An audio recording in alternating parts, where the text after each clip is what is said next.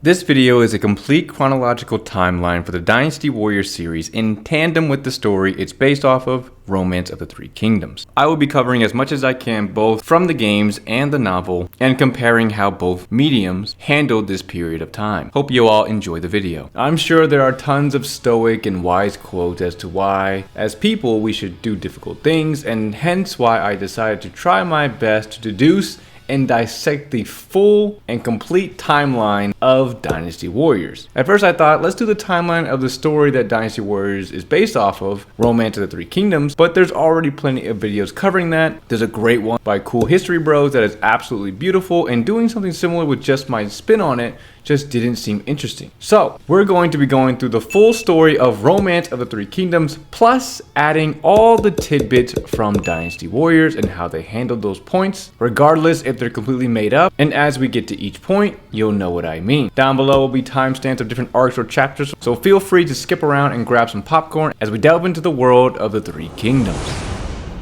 To start off, for anyone new to the Three Kingdoms or Dynasty Warriors, or is unaware that Dynasty Warriors derives from the novel Romance of the Three Kingdoms, a brief summary of what it is. Romance of the Three Kingdoms is a legendary war epic based in ancient China, equal parts history and high drama. It's based on the records of the Three Kingdoms, which is a real historical chronicle. This novel takes the power struggles of the late Han Dynasty and turns them into a sweeping saga of loyalty, betrayal, strategy, and ambition. The Records of the Three Kingdoms is an extremely viable source as it was written by Chen Shou in the 3rd century, where he actually lived during the Three Kingdoms period and worked as a historian in the Western Jin Dynasty, which directly followed that era, which means he had first-hand access to government records, official documents, and living witnesses. Chen Shou would compile his work using official state records from the three rival kingdoms, Wei, Shu, and Wu. Much of his information came from court historians, government documents, and military reports, and the records followed the biographical structure typical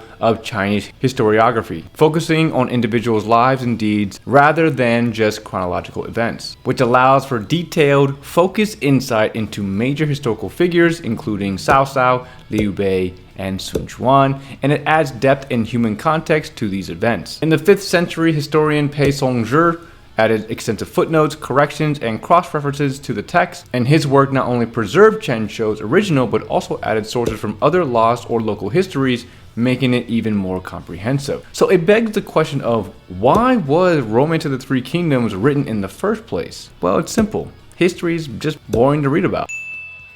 First off, it was created to dramatize and popularize history. Luo Guangzhong is the author of the novel, who wrote it in the 14th century during the Yuan or early Ming Dynasty, over 1,000 years after the actual events. Most people couldn't read dense historical texts like the records, so he retold the story as a dramatic, accessible novel, mixing facts with legend, folklore, and moral lessons. Another reason was to teach values and virtue. The novel reflects Confucian ideals, loyalty, righteousness, filial piety, which basically means showing respect to your parents, ancestors, and elders, and wisdom. Characters like Zhuge Liang representing wisdom and Guan Yu representing loyalty and honor are portrayed as moral examples. The book wasn't just for fun, it was meant to inspire moral behavior. With its larger-than-life characters, clever battle tactics, betrayals, speeches, and duels, the novel was also designed to hook readers. Finally, let's talk about the clear favoritism for the heroes of Shu throughout the book. Why is this the theme for the book? Why the bias? Well, the answer is Confucian morality.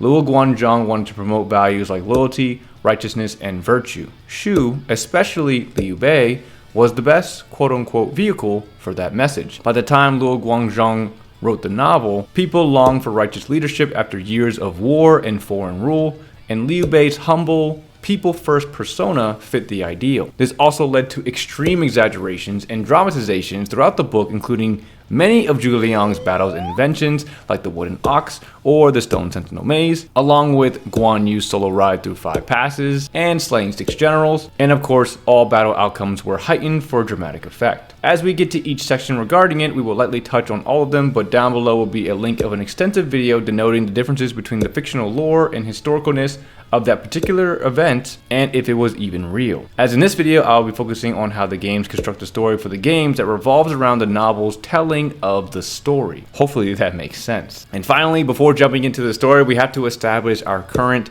main characters of the journey and the root of all the great things that are about to unfold. Before the flames of rebellion engulfed the land, three figures began to rise, men who will shape the era to come. First off, we had Liu Bei. He was a humble man of royal blood. He embodied loyalty and virtue, and with nothing but his ideals and a pair of sworn brothers by his side, he dreamt of restoring the Han and bringing justice to the people. Next up, we have Cao Cao, who had one of the sharpest minds of the time, ambitious, ruthless, and undeniably brilliant. While he claims to act in the emperor's name, it's clear he seeks to bring order in his own terms, no matter the cost. And finally, we have Sun Jian, the Tiger of Jiangdong, a fierce and noble warrior from the south.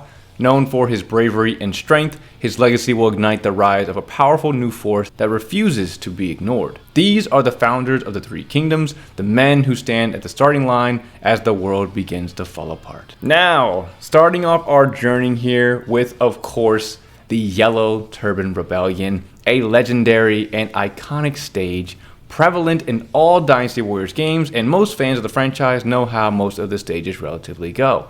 But why did it happen in the first place? Well, widespread corruption took over. The Han Dynasty, especially in its later years, was deeply corrupt. Eunuchs at the imperial court held enormous power, selling government positions and manipulating the emperor. Local officials followed suit, taxing peasants heavily and enriching themselves, followed by years of droughts, floods, locusts, and famine that devastated the countryside. Poor farmers lost their land to wealthy landlords and were forced into tenant farming or banditry. With no food, no rights, and no future, millions were desperate. The Han government was no longer able to respond to crises. Imperial authority was weak, regional warlords were rising, and justice was nearly non-existent for ordinary people.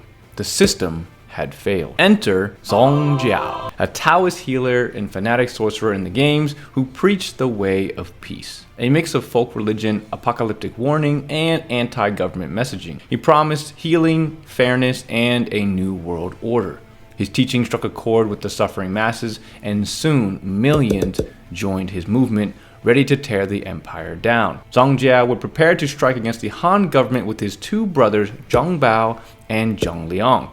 However, their plan would be leaked by one of their own followers. He Jin, brother to the current empress, and the general-in-chief would then raise a call to arms. The call would lead to the three staples of the book and the games to appear. The legendary characters Cao Cao, Liu Bei, and Sun Jian, the establishing founders of the three kingdoms, each playing a strong part in putting an end to the rebellion. Which brings us to Dynasty Warriors. Now, there isn't too much difference with how the game paints the battle for the Yellow Turban Rebellion, except for it usually being condensed to a stage, and with the fact that the magical powers were added to the Zhang brothers that the novel doesn't have. The Yellow Turban Rebellion is usually, depending on the game, the very first battle, and with very good reason. This is the battle that sets the tone for the entire playthrough. It's all about the storytelling. The earlier games were chaotic, straightforward, and a chance to hack through hordes of enemies, while the later games evolved into more cinematic and polished experiences. Dynasty Warriors 3 made the Yellow Turban Rebellion feel like an arcade brawler, while Dynasty Warriors 7 framed it as the start of a divine reckoning. And then unfortunately you have games like Dynasty Warriors 9 that kind of just brush past it. Every version of the battle also changes in response to new features, which can be shown throughout the entire evolution of Dynasty Warriors.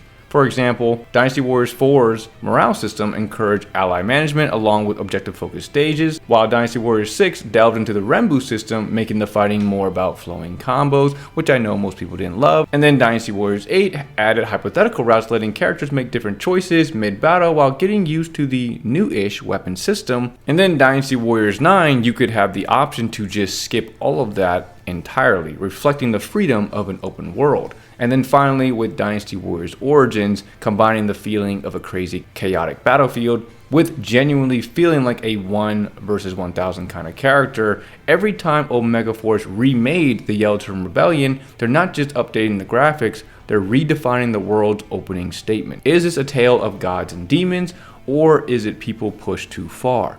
That answer changes with every game and that's by design. Now moving into the year of 187. So in the middle of this rebellion, I wanted to cover a small event that has been getting more attention in the later games, which is Oxing's Rebellion. Now, Oxing's Rebellion is a much smaller event in the grand scope of the era, but it marks a key turning point for one of our main characters, Sun Jian.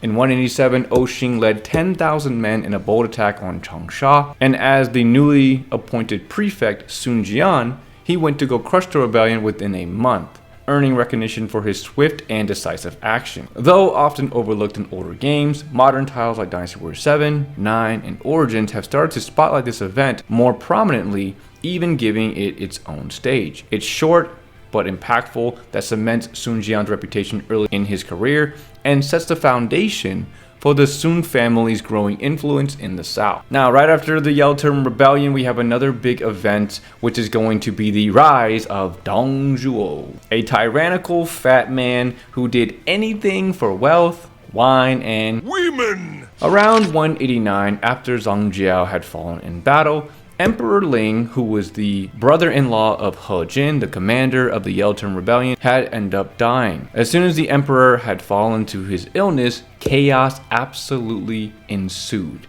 The eunuchs, more notably known as the 10 Attendants, were a notorious group that controlled access to the emperor, manipulated imperial decisions, and amassed vast wealth and influence. They were deeply corrupt, selling government positions, silencing rivals, and stalling reforms. He Jin wanted to eliminate them after Emperor Ling died, but the eunuchs would strike first, assassinating He Jin. In response, Yuan Shao, a man of nobility whose name conjured a large and powerful army, along with He Jin's allies, stormed the palace and massacred the eunuchs. Amid the chaos, the young emperors flee the palace. Dong Zhuo marches into Luoyang with his army under the pretense of restoring order and quote-unquote protecting the emperor. Dong Zhuo finds the two princes, declares Liu Ban, the older brother who was supposed to be the next emperor, unfit and deposes him.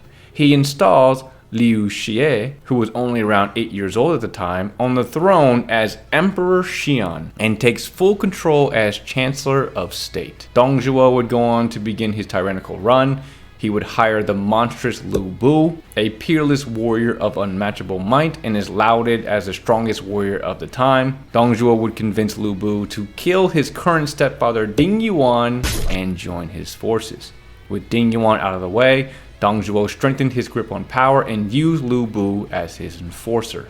The only games to really cover this in depth is Dynasty Warriors Origins and Dynasty Warriors 8 Extreme Legends. 8 Extreme Legends is pretty close to the novel, but because it's part of Lu Bu's story, him and Ding Yuan are also there assisting Yuan Shao and the others in taking down the eunuchs, which didn't happen in the book or history. Dynasty Warriors Origins also has a stage specifically revolving around the 10 Attendants. You as the player join the forces rushing in to slay the Attendants and search for the Emperor. The other games before it usually start after or skip right over it. For example, in vanilla Dynasty Warriors 8, before they added Lu Bu's story, for the Kingdom of Wei, right after Cao Cao tries to assassinate Dong Zhuo. So Cao Cao in the novel tried to also assassinate Dong Zhuo. He had a sword with him called the 7-Star Sword, and because Cao Cao was close to Dong Zhuo and trusted enough by him, he nearly had the opportunity to assassinate him. As Cao Cao went to assassinate him, Dong Zhuo would turn around and ask Cao Cao quickly what he was doing. Cao Cao out of the corner of his eye would notice Lu Bu in the distance and would pretend that the sword was a gift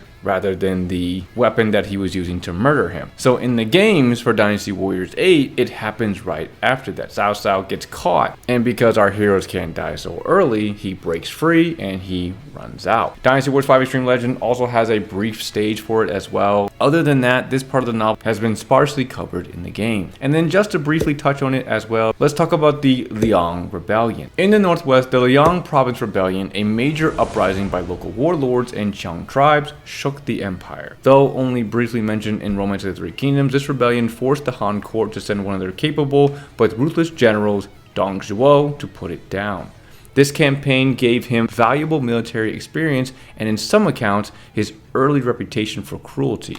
Sun Jian was also sent to join him and assist with helping put down the rebellion, and as early as Dynasty Warriors 5, the Liang Rebellion would become a full-fledged stage. Playing this stage on Dong Zhuo's side is slightly more difficult due to the presence of Ma Chao and Peng De, and then it gets a full-fledged reiteration in both Dynasty Warriors 7 and Dynasty Warriors 8, where in Dynasty Warriors 7 we have the most hypotheticals of hypotheticals, where Sun Ce faces off against Ma Dai and Ma Chao, which is really interesting to watch. And then in Dynasty Warriors 8 it is a straight hypothetical, as it becomes available to players after you've saved Sun Jian in the first battle for the Wu Kingdom. Dynasty Warriors Origins also includes it as well. It's a bit different since how the novel and how the previous game displayed it, because you're playing as Ziluan and Sun Jian isn't really a part of it. But regardless, both of the stages are really fun. So after Dong Zhuo rises in power, a call would go out by Yuan Shao to create the coalition against Dong Zhuo, and it would lead to the battles of Sishui Pass and Hulao Gate. Both epic, heroic clashes that were less about historical tactics and more about showcasing the legendary might of individual warriors, especially Lu Bu and the heroes who stood against him. In the novel at Sishui Pass, it's less about an army clash and more about one legendary moment. Guan Yu, sworn brother of Liu Bei, calmly stepping up to slay the fearsome Hua Xiong, one of Dong Zhuo's best generals. It's a show of almost supernatural skill, a single heroic deed that sets the tone for his entire character. Then, at Hulao Gate, the story zooms in on Lu Bu, the ultimate warrior who takes on Liu Bei and his sworn brothers in intense personal duels. It's a dramatic test of loyalty and brotherhood, and the games adapt to it perfectly. Those who are big fans and have played most of the games have played this map at least once, and I'm sure everyone has their own personal horror stories regarding Lu Bu. Most of the time, Sishui is tied to the actual map of Hulao itself, and in some of the games, Sishui has its own separate map. I think most players have fond memories of Hulao Gate battles, not only because of the showdown with Lu Bu, but the other small moments, whether it's the Dynasty Warriors 4 cutscene, showing Yuan Shu's despise for Sun Jian, the arrow trap in Dynasty Warriors 3, the sieging of the gate in Dynasty Warriors 6, or the interlaced cutscene of Dian Wei going toe-to-toe with the beast himself. Regardless, there isn't much difference between the novel and how the games portray the battle. If anything, they definitely enhanced it. The next 10 years will be filled with crazy battles and establishes the key players of this story. First, the Battle of Xiangyang, a battle that is covered decently well in the games. This battle is where Sun Jian usually falls in battle unless you have the option to save him. 191 AD, Sun Jian sets out to face Liu Biao under orders from Yuan Shu since he aligned himself with him. Sun Jian during the battle would chase the enemy into a bamboo grove where he falls into ambush and is killed by an arrow volley. The novel suggests it was Huangzu, one of Liu Biao's generals, who orchestrated the trap and may have fired the fatal arrow. In the games, particularly Dynasty Warriors 3, a character named Lu Gong kills Sun Jian with boulders. And the games would switch between the rock and arrow's death depending on the game. The rock death ties to Sun Jian's historical record, which I go into more detail in my historical versus novel video linked below. And the maps for the games vary and usually has a nice cutscene revolved around Sun Jian's death. Following that, in 192, Dong Zhuo had fled Luoyang after burning it and moved the capital to Chang'an with the emperor in hand. Unfortunately, he couldn't get too comfortable, as shortly after, his trusted enforcer Lu Bu would kill him. Enticed and incited by one of the four beauties of China, Diao Chen, she would get Lu Bu to kill him after having the general fall in love with her, and she would then say Dong Zhuo had taken her, and through his jealousy and rage, he would slay the fat man in a fit of rage. In the game, this event is lightly touched on. Dynasty Warriors 4 and a few others go into how it happens. Shortly after the death of Dong Zhuo, the remnants of Dong Zhuo's forces attacked Lu Bu and forced him to flee, and they took control of the emperor, which no games cover, as the remnants are usually just part of Dong Zhuo's forces during the revolt type stages. Now, to take a quick side quest in 193, due to it being covered in some of the games, we have the Battle of Changshan. Now, it's not super important in the grand scheme of things, but it is included in a few of the games, so we're going to cover it really quickly. The Battle of Changshan is a dramatized stage that combines two historical threads: Yuan Shao's campaign against the Heishan bandits and his escalating rivalry with the northern warlord Gong Zunzan. In Dynasty Warriors, this battle also reflects the brief, intense alliance between Yuan Shao and Lu Bu. When Lu Bu was forced out of the capital, he went to go fight alongside Yuan Shao, and his unmatched skill earned him both admiration and suspicion, planting the seeds of distrust that eventually would cause a rift between them, leading to Lu Bu becoming a wandering warrior once again. In the games, it's a pretty fine stage, nothing too crazy, just something that helped establish Yuan Shao's control of the north at that time. With the fall of Dongzhuo, this is where the rise of the Three Kingdoms, in my eyes, officially begins. With no more coalition type fights to look forward to, it's all about rising to the top in power. Who would become the new top power? We now hit the year 194 with a ton of stuff to kick off. Starting with Wei, or Cao Cao's forces. A year earlier, Cao Cao's father, Cao Song, was traveling through Shu province, which was ruled by Tao Qian. Along the way, bandits ambushed and killed him. Outraged, Cao Cao launched a brutal, retaliatory invasion of Shu province, blaming Tao Qian directly. During this time, Liu Bei found service under Tao Qian, and during the invasion would be involved in the defense of the province, eventually inheriting the province from Tao Qian. Cao Cao's forces slaughtered tens of thousands of civilians in Shu province. His campaign was marked by extreme cruelty intended to send a message: don't cross Cao Cao. During the invasion, Cao Cao would end up having to retreat as he received a message that Lu Bu had begun attacking Puyang after Chen Gong, a strategist under Cao Cao, defected to Lu Bu's side and began taking over the area. Xun Yu, one of Cao Cao's pivotal strategists, and Xiahou Dun, Cao Cao's right-hand man and cousin, were pinched in and forced to hold out until reinforcements could arrive. In Dynasty Warriors 8 and up only, Xiahou Dun has his famous eye scene during this battle, versus the Battle of Shapi for all the other games that end up showing it. So during the Battle of Puyang, Xiahou Dun gets hit with an arrow in his eye, and it was said that he had pulled the arrow out of his eye and then eaten it on the spot in order to honor his parents who gave him his body, and nothing that his parents gave him would go to waste. Pretty cool moment for him, and depending on which game you play will depend on which battle it happens in. Now, because of the chaos, Cao Cao was forced to retreat to deal with the ensuing trouble, and the games cover pieces of this battle, and Dynasty Warriors 8 and Dynasty Warriors Origins, I believe, were the strongest to cover it, as they focused on the initial battle of Shu Province. Dynasty Warriors 8 focused on some fictional traps like the Dragon Boulder Trap and the setting of the castle on fire ploy, while Origins focused on a larger open field battle where Tao Qian's forces, along with Liu Bei's, focuses on trying to overwhelm the main camp of Cao Cao's forces while the player tries to maintain their forces on opposite sides of the map. Either way, both lead eventually to the Battle of Puyang. The Battle of Puyang, similarly to Shu Province, is primarily a more modern game battle.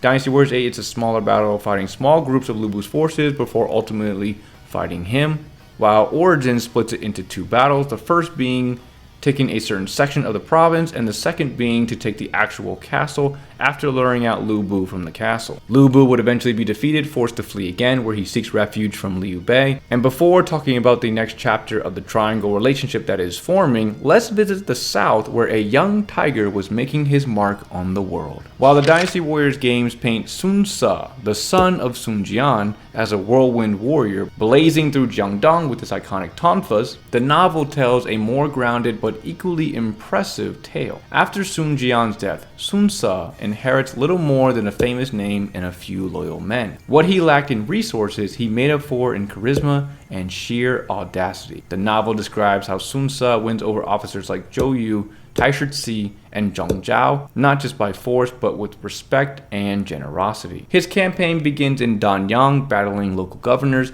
and pacifying the Shan Yue tribes. From there, Sun Ce's rise is meteoric. He crushes Liu Yao, defeats the scholar general Wang Long, and even subdues the infamous bandit Yan Baihu. The book emphasized how swiftly he consolidates control not only through war, but through shrewd diplomacy. Unlike the game's large-scale set pieces, the novel frames his conquest as a strategic chess match, where each move expands his influence and strengthens his foundation. By the time he defeats Liu Xun and claims Lujiang, Sun Ce has unified the southeast, laying the groundwork for the kingdom of Wu.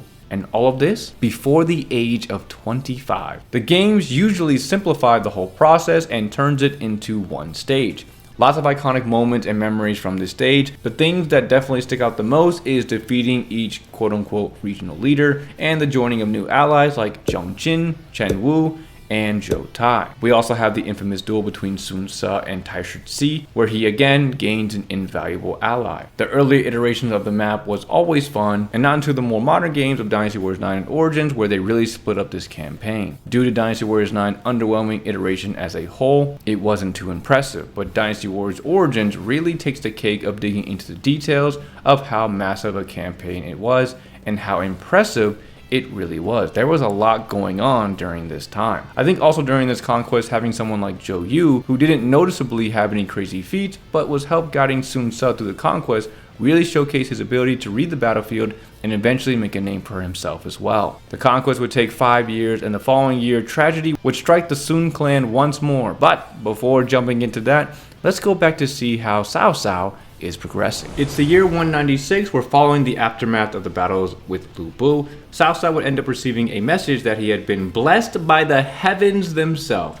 The emperor, who was in captivity by the remnants of Dong Zhuo's forces, Li Jue and Gu Si, had escaped due to the help of trusted loyalists who then reached out to Cao Cao for assistance. Xun Yu would then urge him to welcome the emperor to Xuchang, suggesting that whoever held the emperor could rule in his name. Cao Cao would then secure the emperor, brought him to his own base in Xuchang, and established it as the new capital. While publicly claiming to be a loyal servant of the Han, Cao Cao effectively ruled through the emperor, issuing edicts and legitimizing his campaigns with imperial authority. A year later, looking to expand his territory, Cao Cao set his sight on Wancheng, a region occupying northern Jing province, and the commander, Shang Chou, would immediately surrender, and a banquet was thrown in celebration. Cao Cao, being Cao Cao, ends up making moves on Shang Chou's uncle's widow. Enraged, Shang Chou plotted to have Cao Cao killed, which Cao Cao caught wind of and planned to assassinate Shang Chou. Preemptively, Shang Chou, advised by Jia Xu, would launch an attack, leading to a devastating blow to Cao Cao's forces,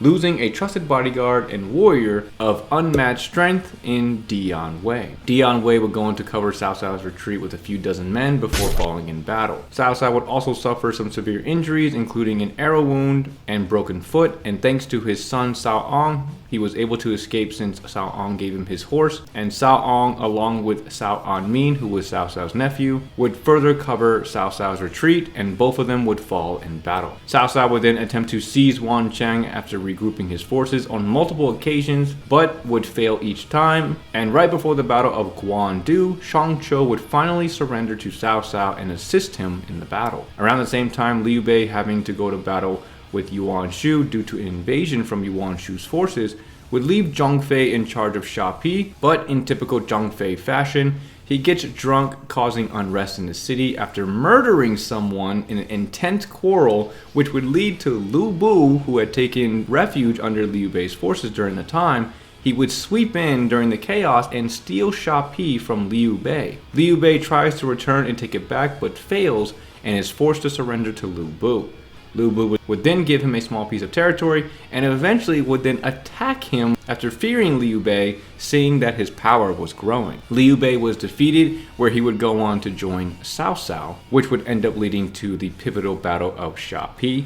But before the battle can commence, another small but huge event was happening during this time, which was Yuan Shu declaring himself emperor in the year 197. Yuan Shu declared himself emperor using the imperial seal. The imperial seal was originally found by Sun Jian after Dong Zhuo was defeated in the Battle of Hulao Gate. After Dong Zhuo was defeated and fled Luoyang, he had burned the entire city down, and while remnants of the coalition would go in to search for survivors and looking for things to help the city rebuild itself, Sun Jian would find the imperial seal. The novel also says that when Sun Jian found the seal, one of his own men betrayed him and reported to the head of the coalition at the time, Yuan Shao, and Yuan Shao had personally asked Sun Jian for the seal but refused. When Sun Jian left to go home, Yuan Shao would send a messenger to Liu Biao to cut off Sun Jian's path in order to try to get him killed. And then once Yuan Shu found out, instead of directly confronting him, there is a theory that he sent him off to battle that resulted in the general's death. Either way, Sun Jian would pass the seal down to his son Sun Ce, and Sun Ce would use the seal, giving it to Yuan Shu in order to exchange troops so Sun Ce could go about his conquering that we talked about earlier. After declaring himself emperor, which is a cardinal sin during this time, Yuan Shu would immediately lose territory to Sun Ce, Cao Cao, and Lu Bu from all sides. Yuan Shu would practically gain nothing by declaring himself emperor and would eventually flee his territory and try to rendezvous with his brother Yuan Shao in the north. Cao Cao would send Liu Bei and Zhu Ling to intercept and force him back to his capital, and during the passage, Yuan Shu would fall asleep and pass away. Now, moving into 198 Shu province, back over to Lu Bu, who had worn out his welcome. The forces of Cao Cao and Liu Bei launched an attack to begin the Battle of Shapi. Cao Cao flooded the city by diverting the Yi and Su rivers, drowning Lu Bu's defenses in mud and panic. Inside the city, Lu Bu's generals began to waver. Chen Gong urged resistance, but others like Ho Chong turned traitor. Lu Bu, once called the mightiest warrior under heaven, was worn down, not by strength of arms, but by isolation. His officers tied him up and handed him over, and would go on to beg for mercy. He is quoted to say, "Bind a tiger with ropes, and you may yet ride it," basically offering his services to Cao Cao. Cao Cao would consider it, but was reminded by Liu Bei of Lu Bu's track record, and with a nod, the mightiest warrior at the time was executed. The chaos of Shu province finally ended. For Liu Bei, it seemed vengeful, and for Cao Cao, he would gain the legendary Zhong Liao along with several others, and for him, it was one less rival and one step closer to northern dominance. Talking about how the games handled this period, the only game that goes into depth with how the emperor was rescued is Dynasty Warriors 8 and up. Dynasty Warriors 9 is barely a battle, so we're just going to go ahead and skip right over it. Dynasty Warriors 8 has an actual stage revolved around it, and then Origins took it to a full-scale battle. Before then, the game sparsely mentioned this, and it was usually surrounded by hypotheticals. The Battle of Wan Castle is covered by all games except for Dynasty Warriors 2, and weirdly Dynasty Warriors 6. But Dynasty Warriors 2 having only 8 stages, and Dynasty Warriors 6 being extremely hypothetical, it kind of makes sense why the battle wasn't in it. Dynasty Warriors 7 would begin the tradition of creating an amazing cutscene for Dian Wei's brave and peerless sacrifice that would get better and better with each game. Dynasty Warriors 8 is the only game that plays out the Wan Castle events after, where Cao Cao defeats Shang Chou in order to acquire the castle and territory. The Yuan Shu battle would be included in most games after Dynasty Warriors 5. Dynasty Warriors 6 and Dynasty Warriors Origins are probably the most significant, and while both of them handle it very differently, with 6 being primitive in nature versus the full-fledged Siege and Origins, both games provide a similar bonus to players, as they're both a great stage or map to grind for extra boosts to characters' stats and skill points for their respective games. The Battle of Shapi was first introduced back in Dynasty Warriors 4 and would persist throughout all the games after it. The one thing about this battle throughout all the games that I would say feels pretty similar even in Origins is the size and complexity of the map. And trying to think about how the games portray them in each game, they kind of all blend into a similar map in my brain. Of course, there are standout moments like jumping on a rock in Dynasty Warriors 4, Xiahou losing his eye in that battle like I talked about earlier, Lu Bu waterbending in Dynasty Warriors 6, and even the race in Origins of getting the floodgates down before Lu Bu kills all your people one by one. Each stage had great moments, but they all similarly tackled the Battle of Shapi kind of the same. Now, the first 15 years of the Three Kingdoms period is down. We are now beginning to enter the 3rd century and the year 200 AD, which was a wild one. Let's start off with visiting the south and see how the Sun clan is doing. After successfully conquering the entire southeastern region, Sun Ce had his sights on Cao Cao's capital of Shuchong, as Cao Cao went to war with Yuan Shao. But before Sun Ce was able to set off for the campaign, he would be assassinated. Sun Ce's death has so much mystery around it that even the Scooby-Doo gang would have a hard time solving it. What the novel says is a blend of 2 incidents, both involving executions ordered by Sun Ce. First off, we had Shu Gong, a former administrator of the Wu Commandery, who had opposed Sun Ce and wrote to the emperor suggesting to summon Sun Ce, deeming him too dangerous to occupy territory. People loyal to Sun Ce would intercept it and report it to Sun Ce, and Sun Ce would have Shu Gong executed. During a hunting trip, remnants of Shu Gong's forces appeared and attacked Sun Ce, injuring him with an arrow to the face before being defeated, and due to the injury, some sources say that Sun Ce died that night. The other character that plays into this is Gan Ji, or Yuji, a Taoist priest who was highly respected. Sun Ce had him executed due to his men losing focus as Ganji was passing by one day during a meeting that Sun Ce was holding, and 2/3 of his men left to pay their respects to the priest passing by. Sun Ce, seeing it as a threat, had him executed against the wishes of many, including his own mother. Once executed and suffering from the wound that Shu Gong's remnants gave him, it's said that Sun Ce was haunted by Ganji's apparition, causing him stress that would rupture the wound further and lead to his death. According to the records of the Three Kingdoms, his actual death seemed to be a pale version of this, which I talk about more in my history versus novel video, which will be linked down below. After Sun Ce's death, he would be succeeded by his younger brother, Sun Quan, and thus 2 generations of the Sun family, argued to have the most potential for unification under a Wu banner, had both fallen to unfortunate circumstances. In the games, there are mentions and a few stages revolved around Sun Ce's death. Dynasty Warriors 5 had an interesting one where he fought apparitions of people he loved in order to survive, leading to a hypothetical where Sun Ce actually lives. Dynasty Warriors 6 and on, we've seen Sun Ce explicitly dying in battle or from a wound. Dynasty Warriors 7 and up would include Ganji/Shu Gong's assassinations depending on the game, still cringing at the way Dynasty Warriors 8 has Sun Ce killed, and Dynasty Warriors 7 still holds the title for best showcasing of a Dynasty Warriors death, period. In Dynasty Warriors 8, if you save Sun Ce in time, there's a second stage where you fight against Ganji directly to save Sun Ce, hypothetically. Dynasty Warriors Origins would pass off this deed to the new faction introduced in the game, and that's pretty much it for that. Sticking in the year 200, moving back up to the north, the debacle between Cao Cao and Liu Bei was reaching a new height.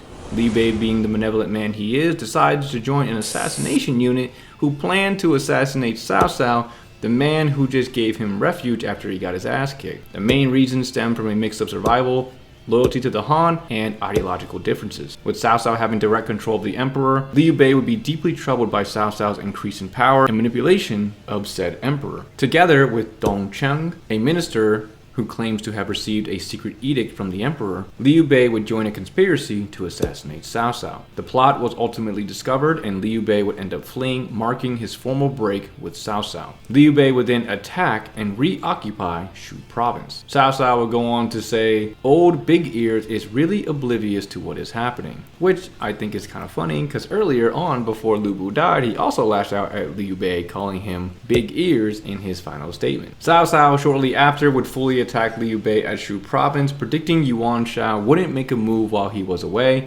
and due to Yuan Shao's indecisiveness, or maybe he just didn't know, Cao Cao crushed Liu Bei at Shu province, forcing Liu Bei to flee to Yuan Shao in the north, but left behind something extremely valuable: Guan Yu. Guan Yu would surrender to Cao Cao and temporarily serve underneath him, putting all the pieces in place for the biggest showdown of Cao Cao's campaign so far. But before jumping into that, the Battle of Shu Province, at least this version of it, was included with the original battle with Tao Qian in Dynasty Warriors 8. There's a second part of the map that opens up after the castle is taken, and the brothers would get split up. Dynasty Warriors 9 does it as well, but it's hard to know significant battles from Dynasty Warriors 9, so it's just, you know. Anyway, Origins would also have a separate battle for this incident and noted as the assault on Sha Pi. Cool moments, fun map, lots of good stuff for that particular battle. Now, the climax of this segment, the ultimate showdown between Yuan Shao and Cao Cao, has reached its boiling point. The military conflict became apparent back in 196, and after Cao Cao defeated Lu Bu in 199 and secured a sizable portion of the land, the two warlords would begin to see each other as obvious impediments to their individual visions of uniting the land. Yuan Shao would begin his campaign against the advice of his advisors, as they stated that Cao Cao would be ready and would easily defend the attack. As the massive battle began, Yuan Shao's forces were looking strong, as he sent one of his best out to fight first, Yan Liang, who dealt significant damage, killing multiple officers and defeating Xu Huang, one of the 5 elite generals of Wei, and forcing him to retreat. Cao Cao would then be advised to send out Guan Yu, who had just joined and surrendered to him earlier, and was looking for a way to repay Cao Cao's kindness. He rode out on Red Hare, which is the legendary horse that was originally ridden by Lu Bu, but was given to Guan Yu by Cao Cao as a means to try and coax him to his side. He met Yan Liang in battle and was so fast that Yan Liang had no time to analyze who was approaching him, and Guan Yu would kill him in one slice. Hearing of the news, Wen Chou, who was another great general for Yuan Shao, rode out to attack, doing heavy damage at first, but due to undisciplined troops, was forced to retreat, and in the retreat, he would be followed by Zheng Liao and Xu Huang, who were reported to both have been defeated by him and forced to withdraw. As Wen Chou continued to flee, a mysterious rider at blazing speeds caught up to him, slicing him from behind, where he would fall dead. The man once again was Guan Yu. Yuan Shao was furious, and he threatened to kill Liu Bei after confirming his identity.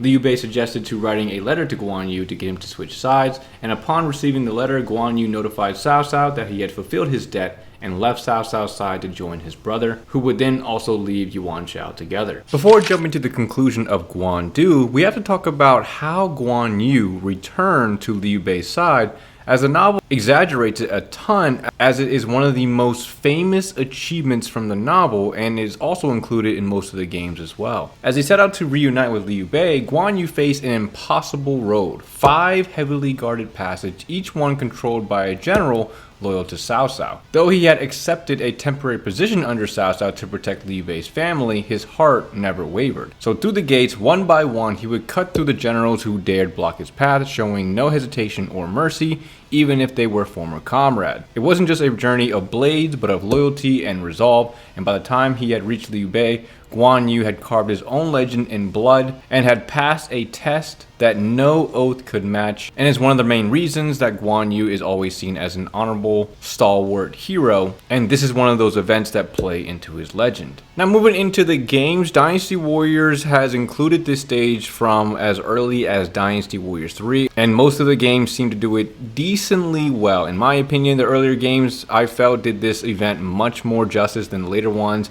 Dynasty Warriors 3 to Dynasty Warriors 5 had so much drama and intensity for this moment, and in my opinion, Dynasty Warriors 5 captures this moment the best. Unique moments, interactions, really highlights the spark of rivalry between the two characters of Guan Yu and Xiahou Dun, which is not as evident in the novel, but is more prevalent in the games, and this is kind of where it sparks and stems from. I think Dynasty Warriors 5 handled the best, with Xiahou Dun chasing him down, yelling at him, having their moments, leading up to their climactic duel a little later on, which we will talk about a little later. And in Dynasty Warriors 3 is a similar cool moment. Xiahou Dun, when you're chasing him down during Guan Yu's escape, he eventually lets out the legendary line of, Guan Yu's beard is in the way, so he can't kill him. It was just so good. The more modern games, I just feel like haven't really hit the same since then. Dynasty Warriors 7 did it decently well, but 8 and 9 really dropped the ball for me. They just felt almost forgettable at this point. Then thinking about Dynasty Warriors Origin, the stage was fun. Origin itself is a fun game, but it really, to me, didn't have the same effect as some of the earlier games. I think, again, Dynasty Warriors 5 is the king of this event and retains its crown for so long. Regardless, the stage in all the games usually has some really cool moments, especially between the rivalry of Xiahou Dun and Guan Yu. And for it being one of the most iconic events from the novel, I think it was iterated pretty well within the games. Now going back to finish up the Battle of Guan Du, the battle between Cao Cao and Yuan Shao raged on when Cao Cao's supplies would begin to run low. Yuan Shao would catch wind and be advised to stall out since they had superior supplies and would be able to overrun them eventually. But a counter argument was made that it was all a ruse. The two advisors, Shu You and Guo Tu, would argue, inciting Shu You, who was old friends with Cao Cao, to leave and defect to Cao Cao's side, revealing the ace in the hole Cao Cao needed to gain superior advantage. The location of Yuan Shao's supply depot located at Wuchao. Yue Jin, another elite general of Wei, the main raider of the depot, slew the defender and burned everything Yuan Shao had. Zhang He and Gao Lan were sent to attack Cao Cao's main camp while the raid happened in an attempt to defeat the weakened camp. They were defeated and ended up surrendering. Yuan Shao's troops lost all morale with the loss of Wu Chao and many generals, and broken by the loss, Yuan Shao fled back to his territory in shame. After Guan Du, Cao Cao revealed a chest of betrayal, letters from his own men offering to defect due to the overwhelming odds and dwindling supplies. But instead of punishment, he burned them all, saying even he had feared for his life. That act of mercy won over all doubters and forged lasting loyalty among his ranks, which would be huge for his campaigns moving forward. Yuan Shao would go on to die a couple years later due to health issues stemming from this loss, and Guan Du is one of the biggest and most important battles from the time period, and it is showcased very well in every Dynasty Warriors game. Most games are in close tandem with how the battle goes with Guan Yu's feats, Yuan Shao's siege of Cao Cao's castle, and every game has a spectacular cutscene of the burning of Wu Chao. Usually players follow a similar pattern in each map, depending on the game and who you're playing, and in my personal opinion, the Guandu maps for me are my favorite from all the games holistically, as I've had a lot of fun memories from them, with the one from Dynasty Warriors 6 being my most memorable and favorite. Dynasty Warriors Origins will be the first game to split the battle into two sections, one for defeating Yan Liang and Wen Chou, and another for the full-fledged battle at Guandu. And with that brings a close to the start of the 3rd century and time to get into the nitty-gritty of the development of the Three Kingdoms. Now, let's cover up to 208 AD, before one of the biggest battles of the time period takes place. Starting with Cao Cao in the north, this period for him and his faction underwent major developments, mostly focused on consolidation and northern expansion. A year after Yuan Shao died, in 202, Cao Cao begins his campaign by going after his sons in the north, Yuan Tan and Yuan Shang. Exploiting the rift between the Yuan sons, Cao Cao first sides with Yuan Tan to defeat Yuan Shang, then turns on Yuan Tan because he began pillaging some of Cao Cao's counties. Yuan Tan during the battle would beg Cao Cao for a surrender but is denied, and Cao Cao's forces would press on. Cao Hong, who was one of Cao Cao's cousins and earliest followers, would go on to challenge Yuan Tan to a duel and would kill him. Cao Cao would reclaim his counties and Yuan Shang would flee up north, seeking refuge and support from the Wuhuan tribes. He joins them, and Cao Cao launches a long and risky expedition where he defeats the Wuhuan and kills the chieftain Tadun. Yuan Shang would flee further into Gong Sun Kang's army, and Gong Sun Kang, recognizing the threat they posed to his land, would execute Yuan Shang and send their heads to Cao Cao. Cao Cao would become the ultimate ruler of the north now, expanding to the largest army in the land. In the games, this battle is known as the Battle of Mount Bailong.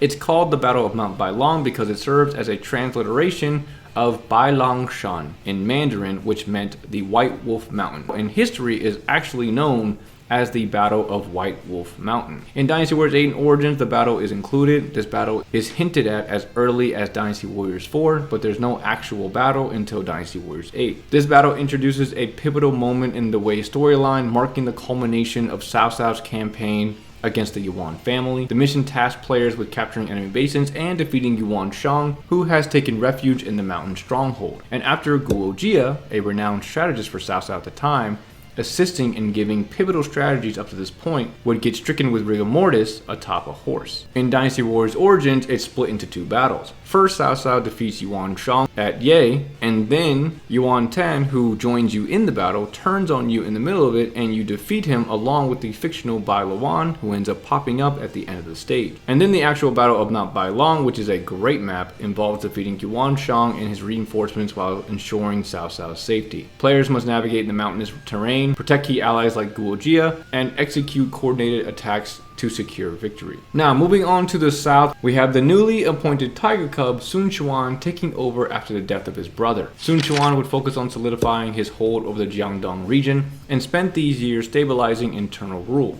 building up his administration with the help of veteran advisors like Zhong Zhao and Zhou Yu. After expanding his military strength, particularly his naval forces, he would then launch multiple campaigns against the Shandue tribes and other smaller rebellions to secure his southern borders. The only game to really cover this is Dynasty Warriors Origins. There are 2 or 3 battles surrounding Sun Quan's quelling of the region of Jiangdong and securing his home. The other big battle during this time was the Battle of Shakou. One of Sun Quan's primary military goals was revenge against Huang Zu, the man responsible for his father's death. He sent Ling Tong and Lu Meng on several expeditions to harass Huang Zu's forces. In 208, he was finally able to defeat and kill Huang Zu in battle, and as a result, he obtained most of the territory of Jiangxia. Soon after, Liu Biao, the ruler of Jing province, would go on to die while Cao Cao was preparing a major campaign to subjugate both Liu Biao and Sun Quan under his control, precipitating a major confrontation. In the games, the Battle of Shakou goes back all the way to Dynasty Warriors 4. It's not highlighted in every game, but it does have some great moments. Ling Tong would infamously lose his father in this battle to Gan Ning, and they usually have some cutscene involved around it. Ling Tong, Gan Ning, and Lu Meng being crucial parts of Wu's early rise under Sun Quan, and this battle helps establish the relationship between these three. Dynasty Warriors 5 probably still has the best portrayal of it, and again has a really great moment. Now, while Sun Quan clashed with Huangzu at Shakou, Liu Bei was quietly rebuilding in exile. As Guan Yu made his escape from Cao Cao's forces, he crossed paths with Zhou Song, a former Yellow Turban turned follower drawn in by Guan Yu's growing legend. With Liu Bei's wives under his protection, Guan Yu pressed on looking to find Liu Bei. Word came that Liu Bei was in Runan. So they marched, and along the way would gain more allies in the likes of Zhao Yun, a legendary character who originally served Gong Zunzan, but was left wandering after Gong Zunzan's defeat to Yuan Shao back in 199, and Guan Ping, Guan Yu's newly adopted son, and they also had about 5,000 troops with them, where they would all end up rendezvousing with Liu Bei himself along with Zhang Fei and many other followers after they had left Yuan Shao. So for a moment in Runan, peace was permeating throughout Liu Bei's force. But the peace was fleeting, as Liu Bei had to meet Cao Cao in battle, who was coming off of a fresh win in Guandu, and began his advance towards Liu Bei in Runan. Liu Bei would split his army between Guan Yu, Zhang Fei, and Zhao Yun, and at a tense parley, he accused Cao Cao of treason, sparking a fierce battle. Zhao Yun would then go on to clash with Xu Chu, while Liu Bei's forces would begin to gain ground. But the tide would turn extremely fast as Xiahou Dun struck Runan, forcing Guan Yu into a desperate defense as the city fell. Zhang Fei, escorting supplies, was ambushed by Xiahou Yuan and Yue Jin and put him in a bind. Liu Bei was nearly trapped until Zhao Yun tore through the enemy lines to reach him. And as reinforcements trickled in, Zhao Yun would go on to rout Zheng He and keep Liu Bei safe. Soon after, Guan Yu, Guan Ping, and Zhou Song would arrive to help stabilize the retreat, and Zhang Fei, who was surrounded and battered, would break free to rejoin his brothers. Liu Bei's battered army would fall back and would take time to recoup, as a few years later, Cao Cao would launch another campaign, this time sending Xiahou Dun with 100,000 troops to Bo Wang, just outside of Liu Bei's base at Xinye. Liu Bei, now aided by Zhuge Liang, a legendary mastermind of this time period, who successfully recruited him after hearing about his legendary status, visited his home 3 separate occasions, and on the 3rd visit successfully acquired the services of the Sleeping Dragon. Zhuge Liang had barely over 2,000 men, but looking to prove himself, Zhuge Liang would go on to devise a plan. At the Battle of Bo Wang Po, Zhao Yun would bait the enemy into a narrow valley where Guan Yu, Zhang Fei, and others would lie in wait. As Xiahou Dun gave chase, fire erupted on all sides, and one by one, Cao Cao's commanders were drawn into traps. Han Hao would fall, then Yu Jin would be routed by Guan Yu, and Zhang Fei would set fire to their supply depot, plunging the enemy into chaos. The ambush was a master stroke, and Cao Cao was forced to retreat, and then finally culminating the twin battles at Xinye in 207 and 208 marked turning points in Liu Bei's early struggles. In 207, advised by Zhu Shu, Liu Bei used coordinated ambushes to devastating effect. So at the first battle of Xinye, Zhao Yun would go on to strike down one of Cao Cao's generals. Guan Yu and Zhang Fei routed the fleeing troops. Cao Ren, ignoring Li Dian's advice to retreat, deployed the elaborate 8 gates formation to trap Liu Bei's forces. But Zhao Yun and 500 men pierced through to the center, breaking the formation's core and throwing Cao Ren's army into disarray. A final night raid was attempted but failed when Zhang Fei and Zhao Yun sprang a second ambush, and Guan Yu, already in control of Fan Castle, struck from behind, sealing Cao Ren's defeat. So the first battle of Xinye would come to a close, and then right after it, the battle of Bo Wang Po, which we already talked about, would then commence. Then right after that battle, Liu Bei would make camp in Fancheng, and the news that Liu Biao had died had reached him. Liu Biao's son would then surrender the land to Cao Cao, which would put Liu Bei in a bind. Cao Cao would then encroach upon Liu Bei once again, and the second battle for Xinye was initiated. Cao Cao dispatched Cao Ren and Yu Jin to attack Xinye, and Liu Bei, with the strategies from Zhuge Liang, used fire attacks and ambushes to defeat Cao Cao's vanguard. Despite this minor success, Liu Bei tried to flee south with tens of thousands of civilians in tow, a move that severely slowed him down. Cao Cao, leading a force of cavalry, pursued rapidly, catching up to them at Changban. The ensuing battle of Changban was chaotic. Under pressure, Liu Bei's forces crumbled, but from this chaos rose moments of legend. Zhao Yun, upon discovering Liu Bei's infant son Liu Shan and wife Lady Gan were missing, rode solo deep into enemy lines and cut down dozens of enemy soldiers and returned carrying the child in one arm and his spear in the other. This act became one of the most heroic scenes in the entire novel. Meanwhile, Zhang Fei, with just a handful of men, would hold down the bridge at Changban. He roared at Cao Cao's army, challenging anyone to cross, and the sheer intensity of his presence and the fear of an ambush caused the enemy to halt. That single moment bought Liu Bei time to escape, and Liu Bei's retreat eventually led him to Sun Quan, who at the time was debating surrender. But thanks to Zhuge Liang's diplomatic geniusness and Zhou Yu's strategic daring mind, Sun Quan chose resistance. Then came Turbans. Facing Cao Cao's massive navy, Zhou Yu devised a plan. Knowing the northern troops were unaccustomed to naval warfare and weakened by disease, Zhou Yu approved of Huang Gai, an early follower of Wu since Sun Jian's days, came up with a plan to fake a surrender. Huang Gai sent a letter to Cao Cao pretending to defect, and once the battle ensued, Huang Gai would then launch a fire ship packed with oil and kindling straight into Cao Cao's anchored fleet. The flames engulfed Cao Cao's ships, spreading quickly due to the wind. With the navy devastated, Cao Cao attempted a retreat through the marshes, but his army suffered heavy losses from disease, starvation, and skirmishes. The defeat at Red Cliffs halted Cao Cao's advance, and it would also solidify the alliance between Sun Quan and Liu Bei, marking a critical split that would soon give rise to the Three Kingdoms. Now, heading into the games, Runan in the games is really only actually showcased in Dynasty Warriors 4, and the other mentions of it in the games is really hypothetical in scenarios that don't involve the actual battle. Dynasty Warriors 4's version focused on defending allies overwhelmed inside a besieged castle, and it wouldn't make a return until Dynasty Warriors Origins. Now, it also might be in Dynasty Warriors 9, it probably is, but the theme of Dynasty Warriors 9 being kind of forgettable makes it feel like it hasn't really returned until Origins. Origins is more focused on a escort style stage where you have to ensure the safety of all of your comrades, which can get chaotic, but it is a lot of fun. Then moving into Bo Wangpo and Xin Ye, they see relatively sparse appearances in the Dynasty Warriors series. Bo Wangpo would first show up in Dynasty Warriors 4 and then wouldn't appear again until Dynasty Warriors 8 Extreme Legends as a DLC stage, and notably the map that it uses for that stage is the exact same as it was in Dynasty Warriors 4. Before Origins and Dynasty Warriors 9, the games kind of blended Bo Wangpo and Xin Ye together under the label of Xin Ye, merging some of their elements from both of the battles.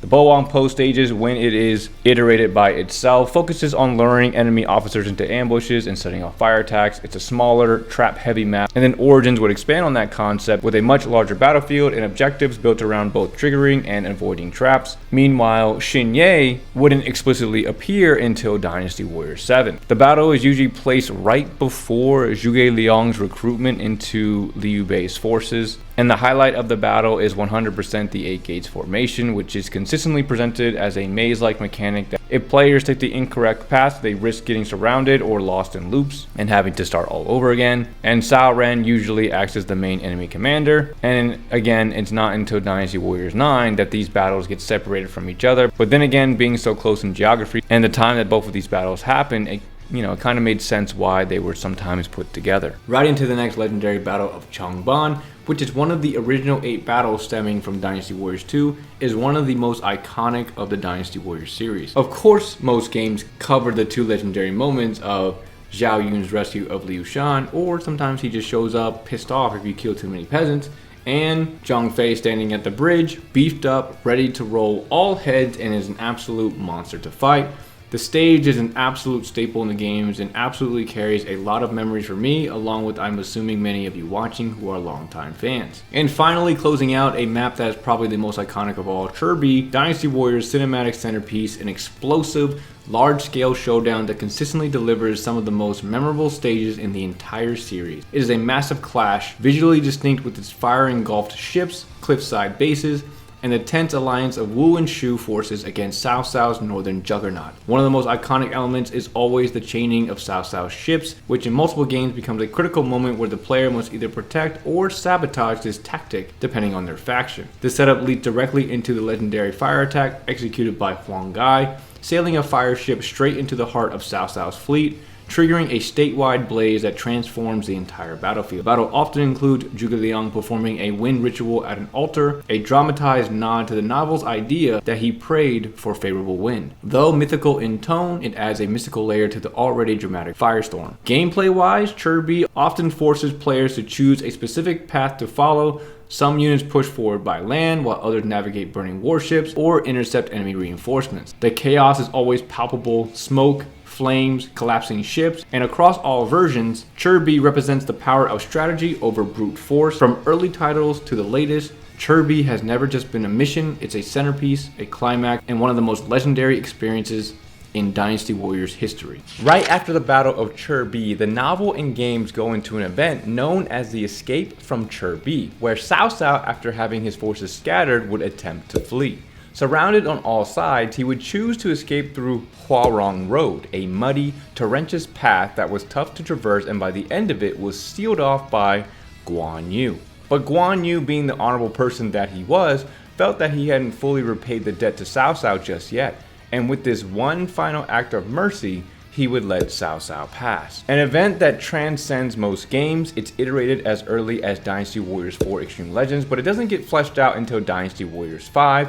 Dynasty Warriors 6 would end up skipping over it due to its hypothetical nature, but the remaining games after it would include it, with Origins even deviating the event into a full-blown battle. Every instance has Guan Yu recalling the debt he owes to Cao Cao and then allowing him to pass, but warning him that this would be the last time. However, perhaps it was a moment that if Guan Yu could change, maybe he would, as soon enough Guan Yu would be in a predicament that he could not escape from.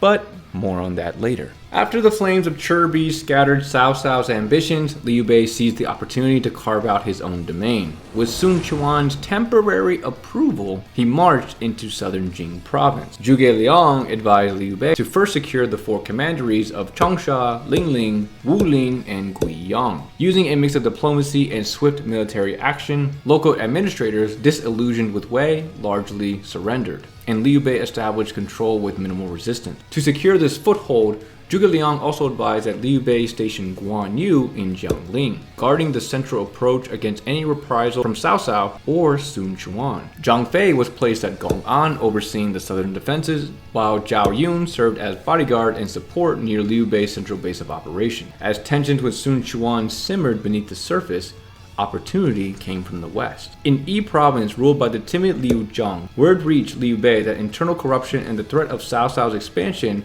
had left the region vulnerable. It was then that Fa Zheng, a minor official disillusioned with Liu Zhang's weak leadership, defected and sought out Liu Bei, offering not just his counsel, but the keys to entering the region. Zhuge Liang advised Liu Bei to accept an invitation from Liu Zhang to aid in defending Yi from a supposed threat from Zhang Lu, who was the current ruler of Hanzhong that was just north of Yi province. While appearing as an ally, Liu Bei entered with his forces and began winning the hearts of the local people. It was at this point that Peng Tong, another brilliant mind, would join Liu Bei once more and advise that he take advantage of Liu Zhang's naivete and seize the province by force. Though reluctant at first, Liu Bei was persuaded by both Peng Tong and Fa Zheng that the long-term survival of his vision depended on securing a land of his own. With Zhang Fei and Zhao Yun reinforcing key positions along the route and Guan Yu guarding Jing against possible Wu retaliation, Liu Bei's army began its slow but deliberate push into the heart of Shu. In the games, Jing province isn't a super prominent battle, being more prevalent in games like Dynasty Warriors 6 and Dynasty Warriors 8, albeit both are hypothetical battles between the two forces. The only game that actually really gets it right is Dynasty Warriors 9, Chocolink. It's actually one of the ones that I vividly remember doing, where you have to capture at least 2 of the 4 counties to complete the mission to move on. The other games were more hypothetical, involving a fictional battle between Shu and Wu around the time, but it didn't happen in the novel or history until the infamous Battle of Fan Castle, which we will get to a little later. Before jumping into the battle for Yi province, let's check back up on the north with Cao Cao around this time. After his defeat at Turbans, Cao Cao retreated north, leaving Cao Ren to hold Jiangling, a key city that anchored northern Jing province. Sun Quan quickly moved to besiege Jiangling,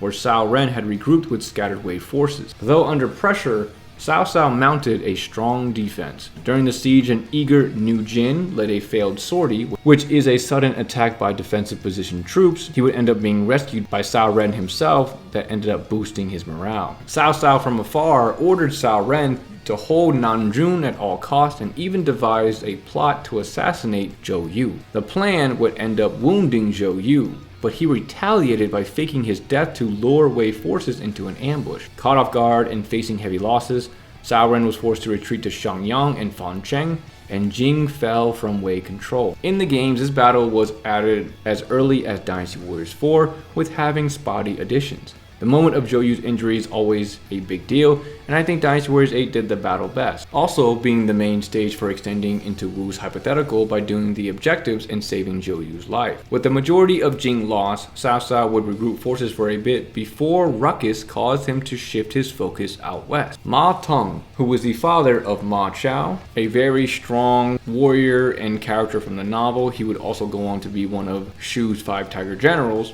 His father, Ma Teng, had entered the capital and had plotted to assassinate Cao Cao, but it got discovered and Ma Teng was killed. The discovery, although not super important to the overall story, was kind of insane for me to read about, so I'm going to share it with you guys.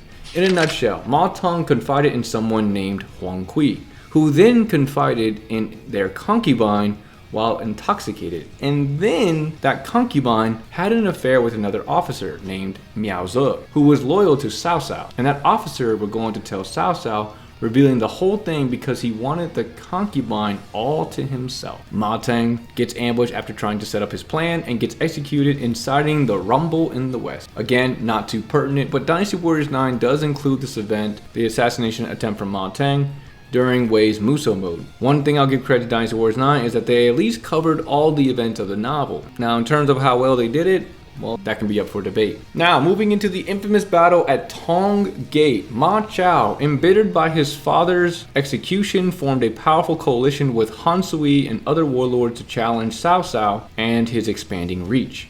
Fearing rebellion, Cao Cao marched west and confronted the alliance at Tong Gate. Ma Chao at first was bold and skilled, even forcing Cao Cao into a temporary retreat early on in the campaign. But the tide turned thanks to Jia Shu, Cao Cao's cunning advisor who he had got after Shangqiu's surrender back in 197. Jia Shu proposed a psychological tactic to sow distrust between Ma Chao and Han Sui. Cao Cao staged private meetings with Han Sui and deliberately altered official documents in plain view of enemy spies, and suspicion would grow rapidly. Ma Chao believed Han Sui was betraying him, and the alliance would unravel from within. On the front lines, Ma Chao battled fiercely and even engaged in a dramatic duel with Shu Chu, who was Cao Cao's stalwart bodyguard, and they would fight for over 200 bouts in total, where their clash would end up in a draw. The cohesion of the rebel forces was already deteriorating, and with their unity shattered, the coalition would crumble. In the games, the Battle of Tong Gate would date all the way back to Dynasty Warriors 3 and has been a staple ever since. Also, since it included the badass Justice Man himself, Ma Chao, the stage in most games always seemed to be polished with tons of attention. Whether it's his dramatic duel with Shu Chu or the betrayal subplot involving Han Sui, the games lean into the chaos with cinematic flair, often placing you in Ma Chao's shoes as he tears through Wei's forces. Wrapping up the Battle of Tong Gate and moving back over to Sun Quan and Wu, we've already covered the main battle that was happening during this time with Nanjun, and with Zhou Yu, who would end up being injured and would end up subsequently dying during this time, was a huge blow to Wu's strategic edge. The leadership would then shift more towards Lu Su, who favored a more diplomatic approach. So while Nanjun was the main battlefield, this period was also critical for territorial consolidation and internal strengthening. Now, into the utmost pivotal moment of the Three Kingdoms period, the climax of the Three Kingdoms period is upon us. Starting off with the Cow Man a couple years later, after his successful Tong Gate raid and the northwest subdued, it was a matter of time before he secured Hanzhong and went to battle with its current ruler Zhang Lu, who was a Taoist warlord. Zhang Lu initially resisted, but ultimately proved no match for Cao Cao's military pressure. After some skirmishes, including minor engagements with Zhang Lu's generals, Cao Cao's forces advanced swiftly. Realizing resistance was futile, Zhang Lu fled, but was later persuaded to surrender personally to Cao Cao, and Cao Cao would accept his surrender, treating him with respect and even granting him a noble title. This allowed Cao Cao to integrate Han Zheng with minimal bloodshed and solidified his control over the West. In the games, the battle against Zhang Lu barely gets any spotlight. In Dynasty Warriors 7, it's playable but a little forgettable. And in Dynasty Warriors 8, it's kind of reduced to a quick narration. So since it was more of a surrender versus battle, I assume the games lightly touch on it to reflect that. And that's going to be it for Cao Cao during this time. Resuming where we left off with Liu Bei pushing into Shu after being invited, Liu Bei was urged for an early betrayal. After a failed assassination plan against Liu Zhang, and with rising tensions, open war would break out. Pang Tong would end up being killed in an ambush during the campaign, which was a major blow. But Zhuge Liang sent reinforcements and adjusted the plan accordingly. Zhang Fei conquered key regions in the north, Zhao Yun secured the east, and Liu Bei's forces slowly gained ground, rallying many local leaders to their cause due to discontent with Liu Zhang's rule. Eventually, Liu Zhang surrendered after a prolonged siege of Chengdu, officially handing over Yi province to Liu Bei, marking the true birth of the Shu Han power base. Now, how the games handled the Battle of Yi Province, it's been in the game since Dynasty Warriors 3, a very prominent battle since the beginning, and even in a game like Dynasty Warriors 6, where it was extremely hypothetical, it was still included within the game. Early on, most of the maps were pretty compact, they were small, and the color palette resembled like a grayish kind of color that kind of played into the mood of how Liu Bei might have felt about the campaign, so it seemed to have more of a gloomy effect to it. Also, the fact that in all the games, Pang Tong has a death scene related around this campaign, as this is the battle he gets ambushed and killed in. And then in the more modern titles, the map gets expanded to a much larger map. Dynasty Warriors 6 and 7 have the exact same map, but the narrative is a little different. And then in Dynasty Warriors 8, it gets a full revamp for the map, turning it into a multi-layered stage that you have to go through multiple different points in the stage in order to successfully get through it. Either way, the Battle of Chengdu, the battle for Yi Province that's in the games, it's usually shown pretty well in all of the games and has remained a staple since nearly the beginning of the Dynasty Warriors series. Up until this point in 2.13, Sun Quan didn't do too much. There was a small skirmish at Rushuko, but it seems so insignificant that even the games don't even focus on it, as they tend to focus more on the second battle of Rushuko that happened in 2.17. But according to the novel, the 2.13 Rushuko battle is where Tyrants gets killed, where he ends up falling for a ruse after the spy he sent in gets killed, and they use their signal to lure Tyrants in, who gets shot with arrows and dies shortly after, which is depicted in Dynasty Warriors 3's Battle of Hefei, which happened around the same time, so I guess they threw that in for dramatic effect, which we'll talk about in a little bit. Now, before jumping to the Battle of Rushuko in 2.17, we gotta visit the year of 2.15 and the events that happened here, because this was a big year for the Three Kingdoms. Following Liu Bei's conquest of Yi Province, Sun Quan demanded the return of the three southern Jin commanderies, Changsha,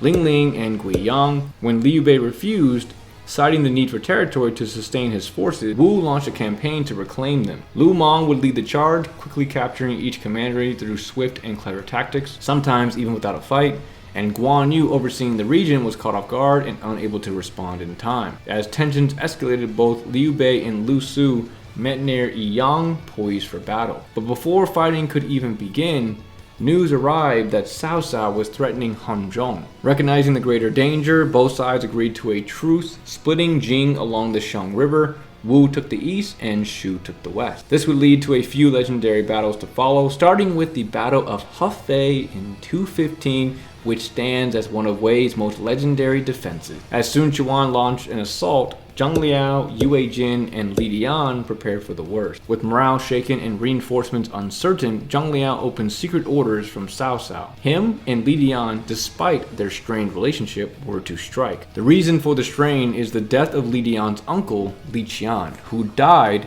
when Lu Bu attacked Yan province back in 194. So he saw Zheng Liao as an enemy and held a grudge against him because Zheng Liao used to serve Lu Bu back then. Yue Jin would stay behind to guard the city, and initially reluctant, the trio would ultimately align, all driven by the loyalty to Cao Cao. They crafted a bold plan where Yue Jin would bait the enemy, Li Dian would destroy the bridge after Sun Quan crossed, and Zheng Liao would strike at the heart.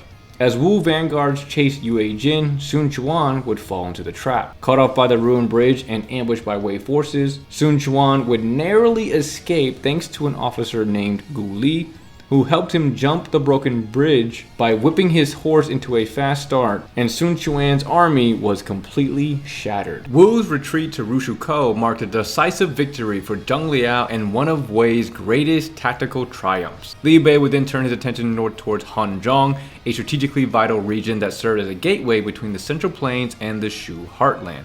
Cao Cao had appointed Xiahou Yuan and Zheng He to defend the area. The novel highlights Fa Zheng's brilliant counsel and Huang Zhong's heroic feats throughout the campaign.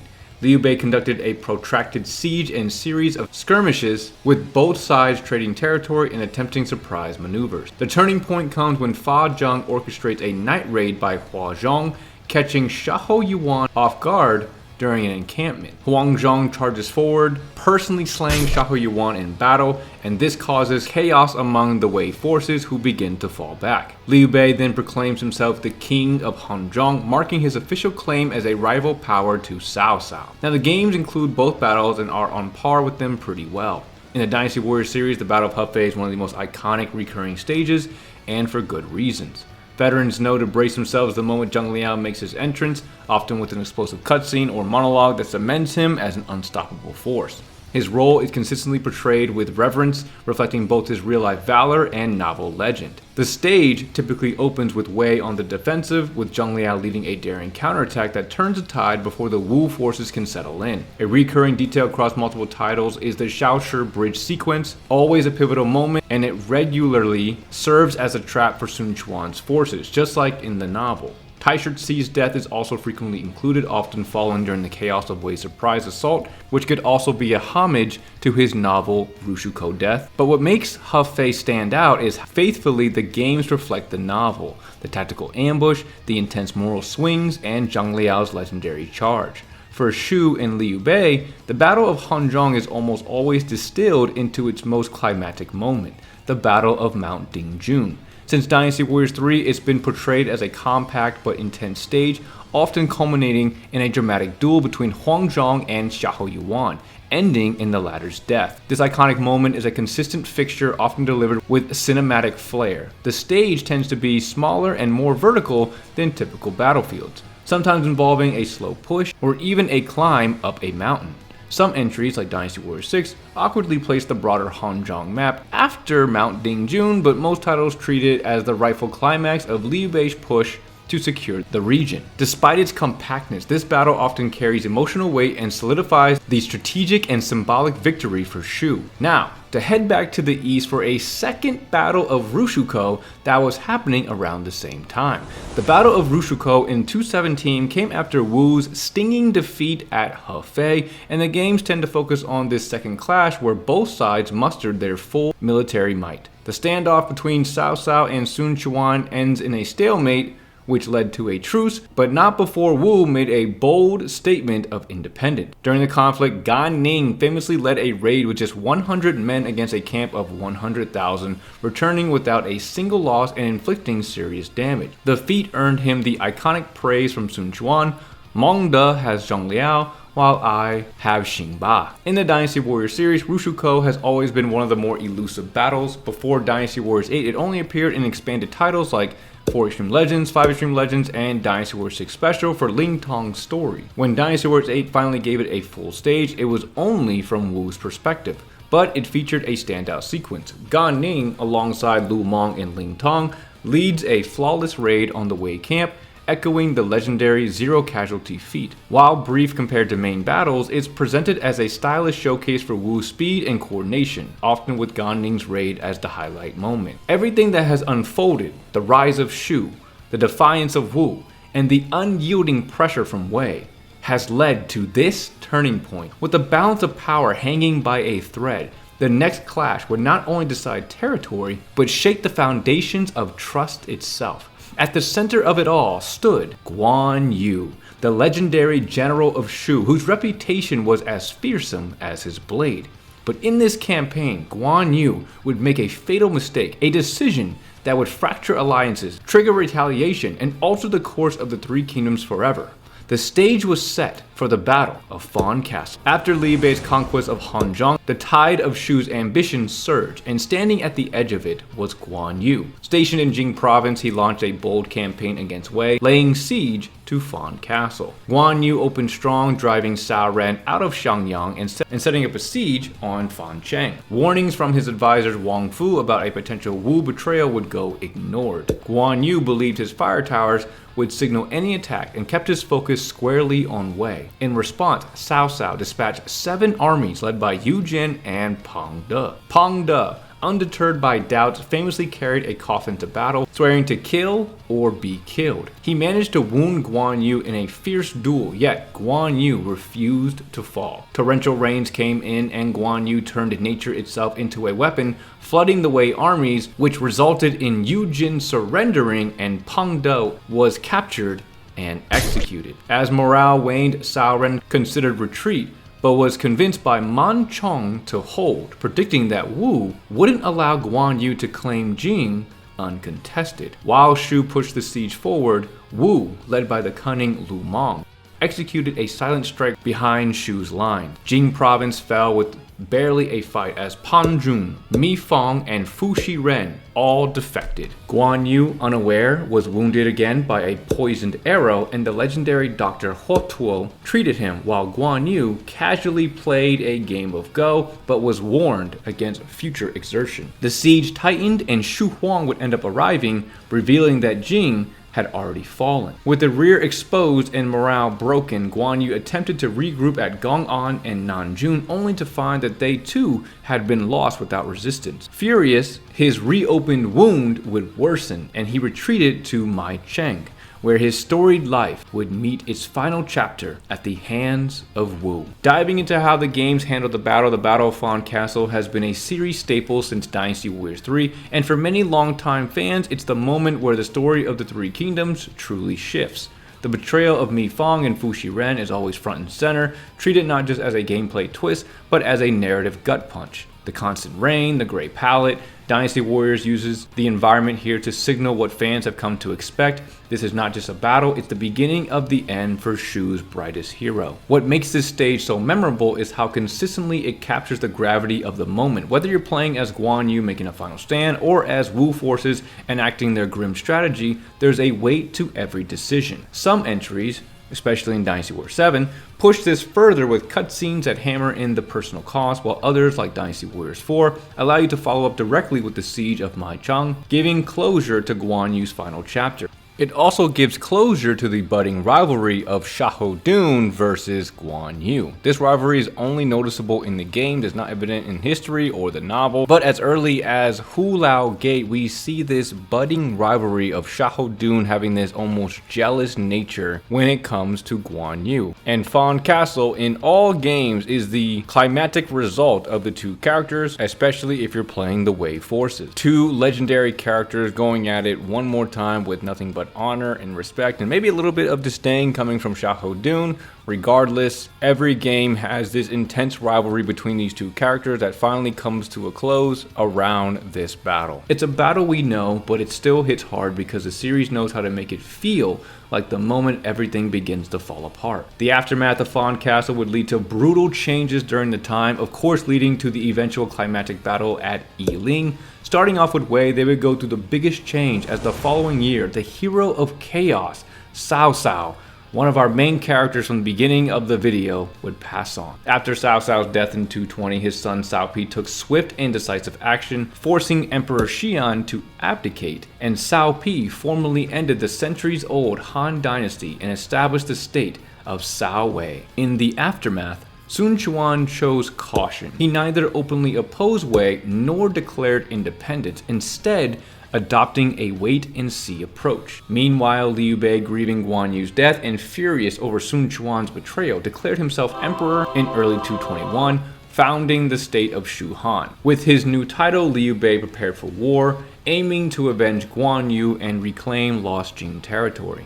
Fearing a war on two fronts, Sun Quan sought peace with Shu, but when Liu Bei refused, Sun Quan turned to Cao Wei, offering submission and becoming a nominal vassal to avoid being attacked from both sides. At court, Cao Pi's advisor, Liu Ye, urged him to reject the alliance. He argued that Wei should strike Wu while it was vulnerable, split its lands with Shu, and then turn on Shu itself. But Cao Pi declined, a decision that many historians view as critical, costing Wei its only chance at unifying China under its banner. In the games, they lightly touch on the transition of Cao Pi to the leader of Wei. Mainly in the later games, Dynasty Warriors 9, there is an actual quote-unquote stage for the mission, and there might be for Dynasty Warriors 7 and 8 as well, but it's mainly referenced in cutscenes and small moments to get us to the more prominent moments that the games like to focus on. Liu Bei would then turn his sights on Wu to avenge Guan Yu's death. Ignoring repeated peace offers from Sun Quan, Liu Bei launched a massive campaign, personally leading his army deep into Wu territory. He was initially successful, advancing through several key areas and establishing a strong position near Yiling. However, Sun Quan, knowing he couldn't face Shu head-on, appointed Lu Xun, a young but unproven general,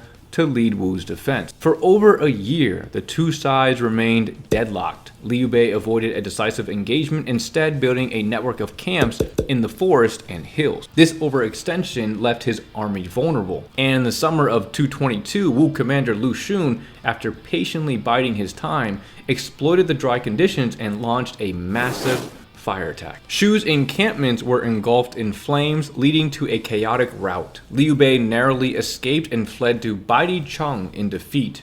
On his retreat, Liu Bei encountered the legendary Stone Sentinel Maze, a formation designed by Zhuge Liang. Lu Xun, who pursued the fleeing army, became trapped and disoriented in the maze until he was guided out by a local elder. The loss at Yiling ended Liu Bei's campaign and crushed his ambitions of revenge. It marked a dramatic turning point in the Three Kingdoms era, the last great stand of the founding generation. The Battle of Yiling is one of the original 8 battles of the Dynasty Warriors series and remains one of the most memorable and challenging encounters. The early games were especially punishing, forcing players to be at the top of their skills to overcome the level's harsh difficulty and the infamous Stone Sentinel Maze, a shifting labyrinth that tests both navigation and combat. Lu Xun typically takes center stage as the mastermind who breaks through the maze. In later entries, the focus shifts somewhat. Rather than raw difficulty, the challenges lie in setting up the right conditions to trigger the signature fire attack, often led by Lu Xun or Zhu Ran, allowing players to watch the battle unfold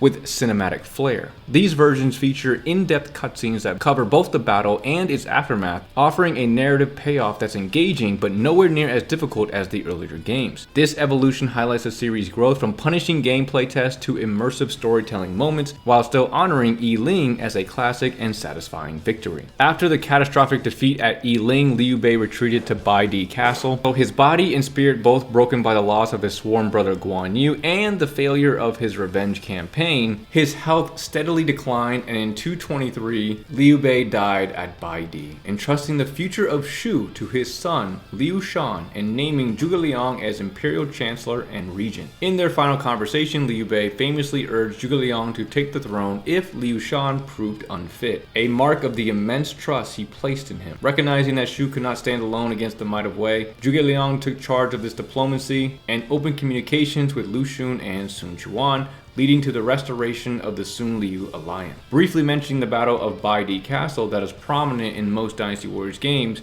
it is actually a fictional battle that represents the final battle for Shu. Depending on which game you play determines the time it's actually happening. For example, Dynasty Warriors 5 Baidi Castle is dated to have happened in 234, while Dynasty Warriors 8 notes it as 263. Both are fictional battles that help wrap up the defeat of Shu or complete the unification for Shu. The battle is a slight representation of Liu Bei's death from the novel, and it also gives the story extra hypotheticals to explore, and usually is a pretty large fun stage to play through. Now, jumping back into the novel in the year 222, shifting focus to what Cao Pi and Wei were doing during this period.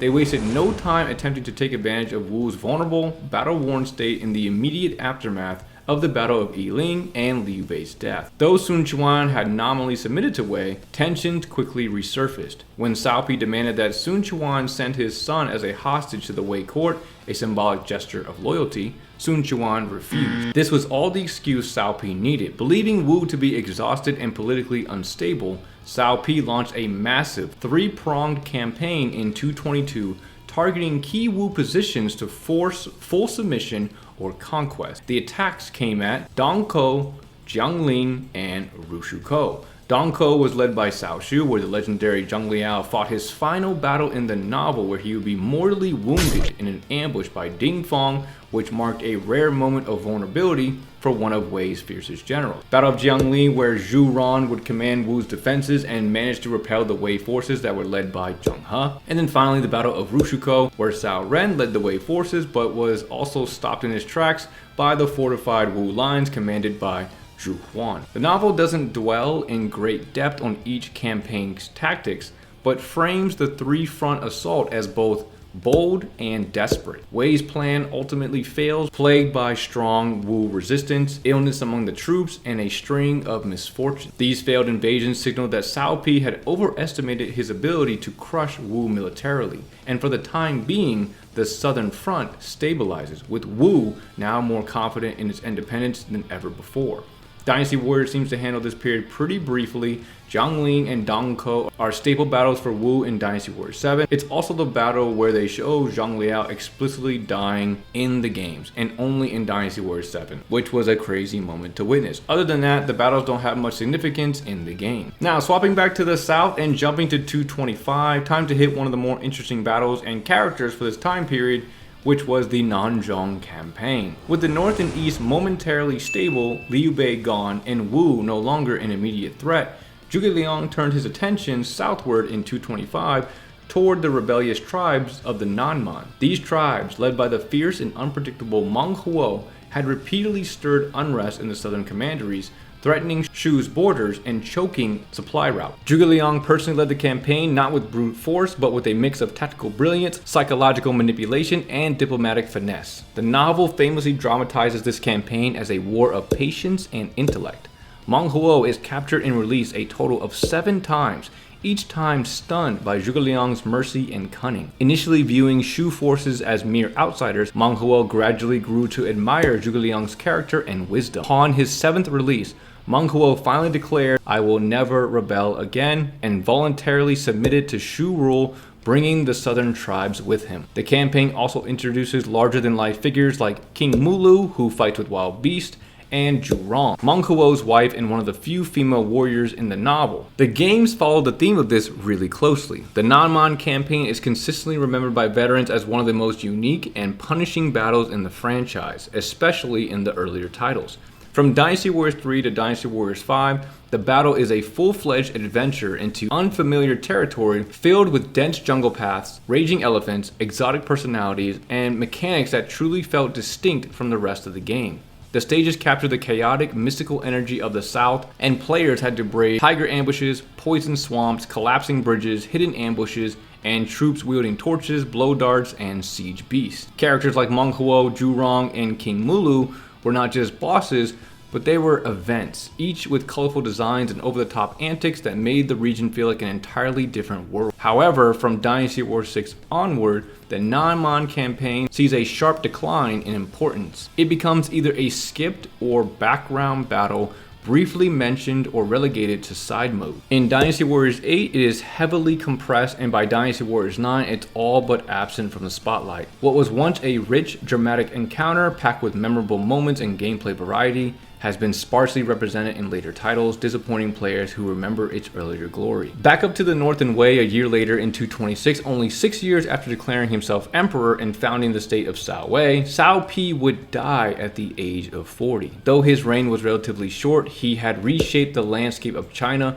formally ending the Han Dynasty, asserting Wei's legitimacy, and navigating a precarious alliance with Sun Quan that was more tension than trust. Before his death, Cao Pi appointed a regency to support his heir, Cao Rui, and Cao Rui, at around 21 years old, ascended the throne and became the second emperor of Wei. With Cao Pi's death in 226 and Cao Rui stepping up as Emperor of Wei, the balance of power subtly begins to shift again. Having just wrapped up the Nanman campaign, Zhuge Liang sets the stage for what would become one of the most iconic stretches of the Three Kingdoms era, the Northern Expedition. Beginning in 228, these campaigns marked Zhuge Liang's relentless efforts to restore the Han by taking the fight directly to Wei. The first move is aimed at securing the border commandery, Tianshui. This is also where we would see the key defection of Jiang Wei, who begins as a Wei officer but is won over by Zhuge Liang's tactics and conviction. Historically, the regions just revolted versus there being a battle, and I go more into depth on the history versus novel differences in a video linked below.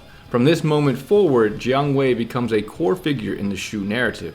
Right after is the infamous disaster at Jieting. Zhuge Liang entrusted the defense of Jieting Pass to Ma Su, a young officer he deeply believed in.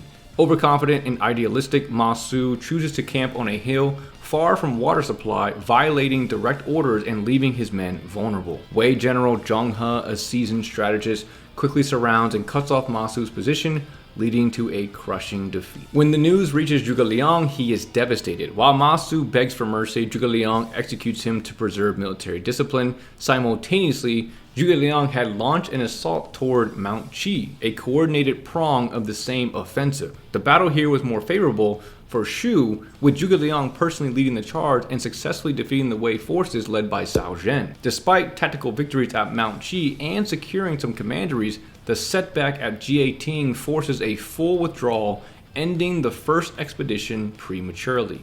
The loss at Jieting not only cost Shu the initiative, but sets a grim tone for the long campaigns to come. While Jieting may not have been a major battle historically, the Dynasty Warriors franchise has consistently treated it as a strangely prominent and memorable scenario ever since Dynasty Warriors 3. Typically portrayed as a compact, high-stakes battlefield, it zeroes in on the infamous blunder of Ma Su, either tasking players with cutting off his supplies as Wei or racing to rescue him as Shu before disaster strikes.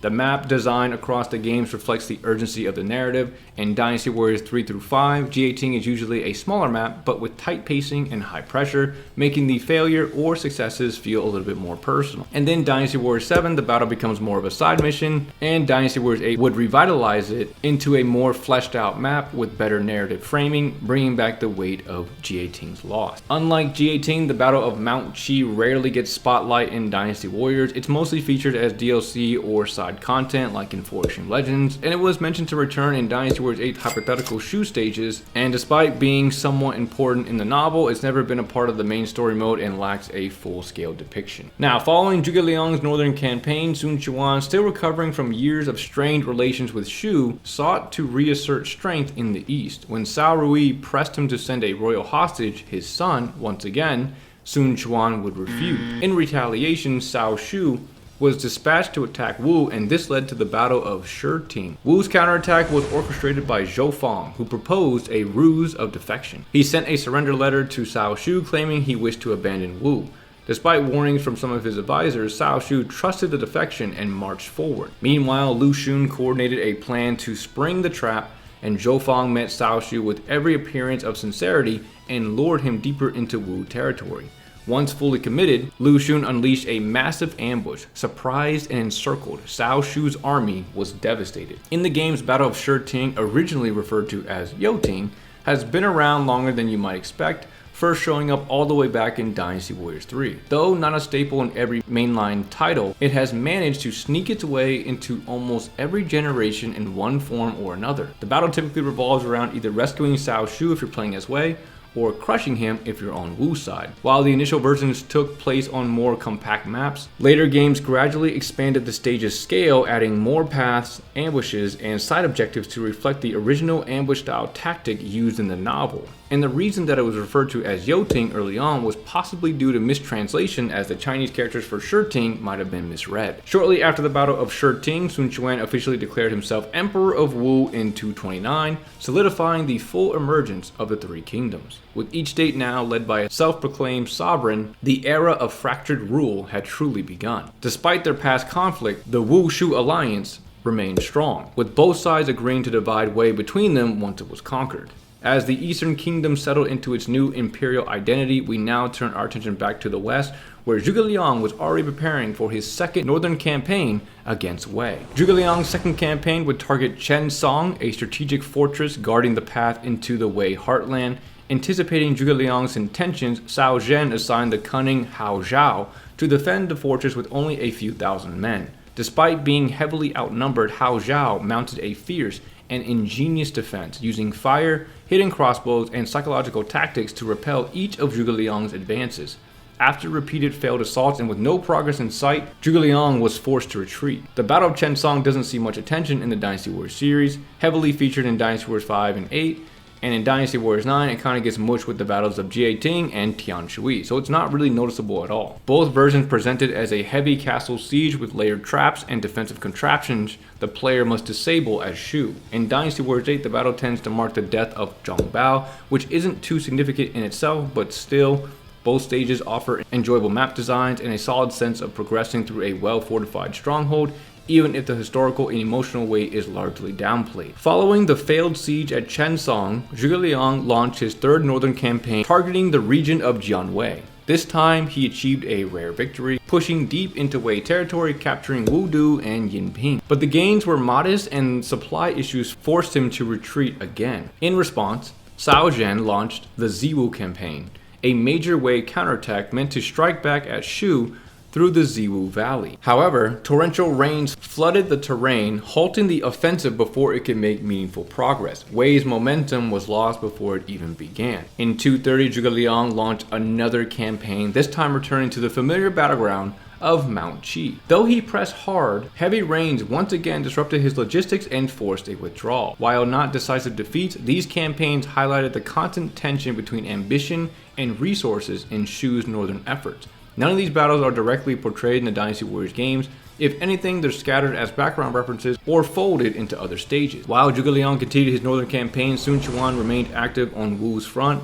He focused on consolidating control over southern territories, especially resisting incursions by the indigenous Shan-Yue tribes and strengthening ties with southeastern commanderies. And internally, Sun Quan continued to centralize power, but tensions within his court began to rise, especially regarding the future succession between his sons, setting the stage for future internal conflict. Moving into 234, two decisive battles unfolded nearly in parallel, one in the west and one in the east, each signaling the final great pushes of Shu and Wu. On the western front, Zhuge Liang launched his fifth and final northern campaign at the Wuzhong Plain. By now, age and illness weighed heavily on the prime minister, but he remained determined to fulfill Liu Bei's dying wish of restoring Han rule. Setting up fortified camps at Wuzhong, he engaged Sima Yi in a prolonged standoff. Unlike past campaigns filled with movement and maneuvers, this clash became a war of attrition. Zhuge Liang relied on discipline, strategy, and even psychological warfare,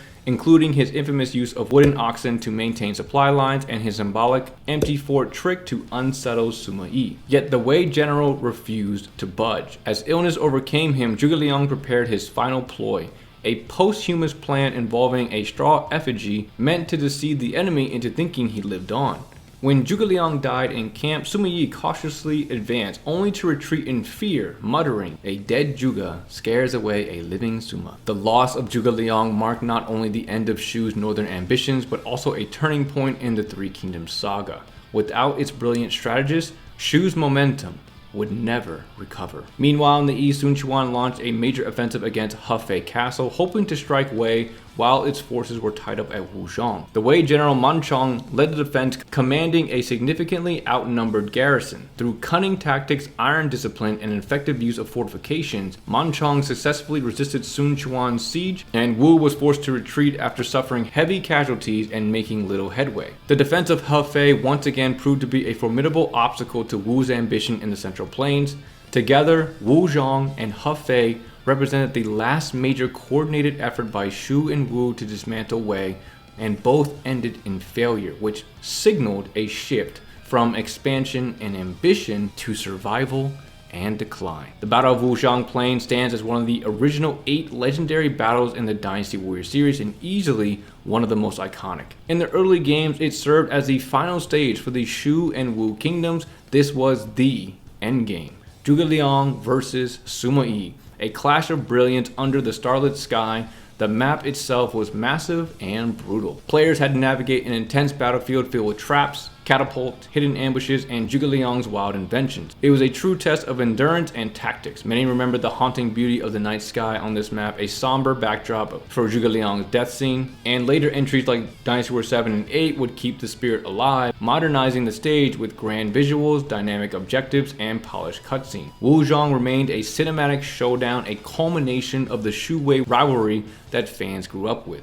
It's more than just a battle, it was the end of an era. Then going into one of the most grueling stages from the Dynasty Warriors series, we have the Battle of Hefei Castle. From Dynasty Warriors 3 onward, Hefei Castle quickly earned its reputation as a brutal gauntlet, a battlefield designed to exhaust both your character and your patience. Traps everywhere, fire zones, arrow barrages, narrow corridors packed with enemies. This wasn't a simple battle, it was a marathon, pushing players to the edge with its mix of time pressure, layered objectives, and punishing layouts. Every iteration of the map brought something unique, with Dynasty Warriors 6 standing out in particular, offering an intense, compact version of the castle that never let up. Like Wuzhong, this was often the final showdown between Wei and Wu, the climax of the rivalry in the early titles before Jin arrived on the scene, and whether you were storming the gates or desperately trying to hold the line, Hefei Castle was always iconic, relentless, and unforgettable. Now, we'll be jumping around a bit more quickly through the remaining years of the Three Kingdoms period as the most significant events become more spread out compared to the rapid pace of the earlier years. So following the shift in tempo after the major clashes of 234, the spotlight turns northward to a turbulent chapter for Wei. In 237, a major disturbance arose when Gongsun Yuan, the warlord governing Liaodong in the far northeast, rebelled against Wei authority. Initially having pledged loyalty to both Wei and Eastern Wu,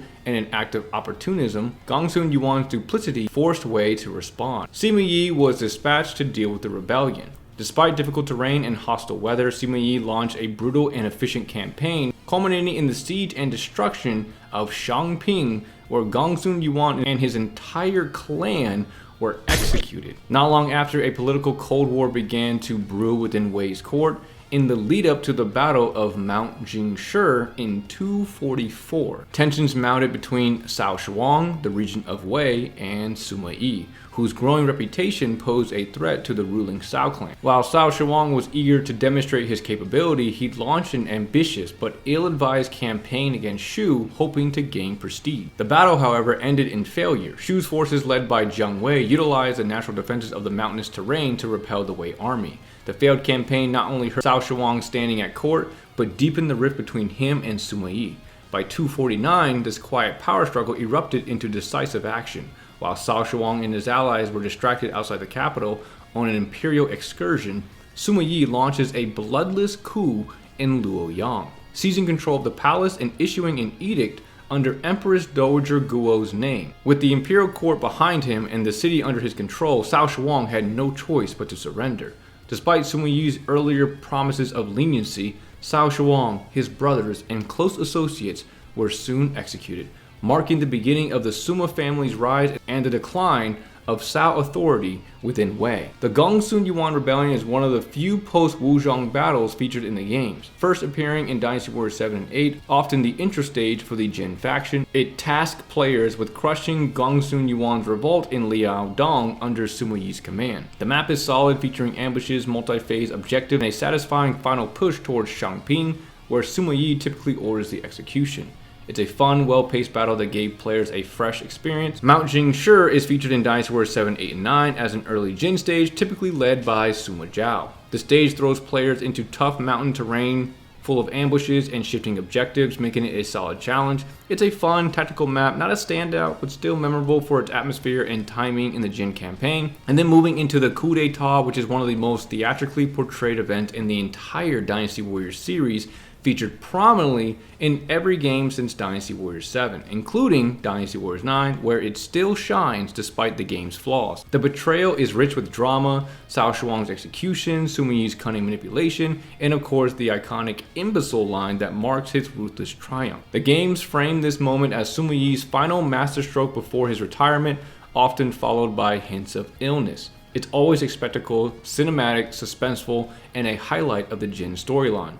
Shortly after the dramatic coup, Jiang Wei saw an opportunity. With Wei's internal power structure shaken, he launched his fourth northern campaign targeting Mount Niutou. That's right, by this point, Jiang Wei was relentlessly trying to push into Wei territory to no avail. His first attempt in 240 was little more than a probe into Longxi, quickly repelled by Gu Huai. His second in 247 saw him align with Qiang rebels in Liang, only to retreat again when Wei reinforcements arrived. And his third in 248 was another failed effort to link up with tribal allies. Gu Huai once more outmaneuvered him, forcing yet another withdrawal. 3 invasions and nothing to show for them but losses and frustration. Carrying the legacy of Zhuge Liang's ambitions, Jiang Wei hoped to strike while the enemy was in political disarray. However, Wei General Gu Huai once again quickly mobilized his forces. He used the terrain around Mount Niutou to his advantage and blunted Jiang Wei's offensive.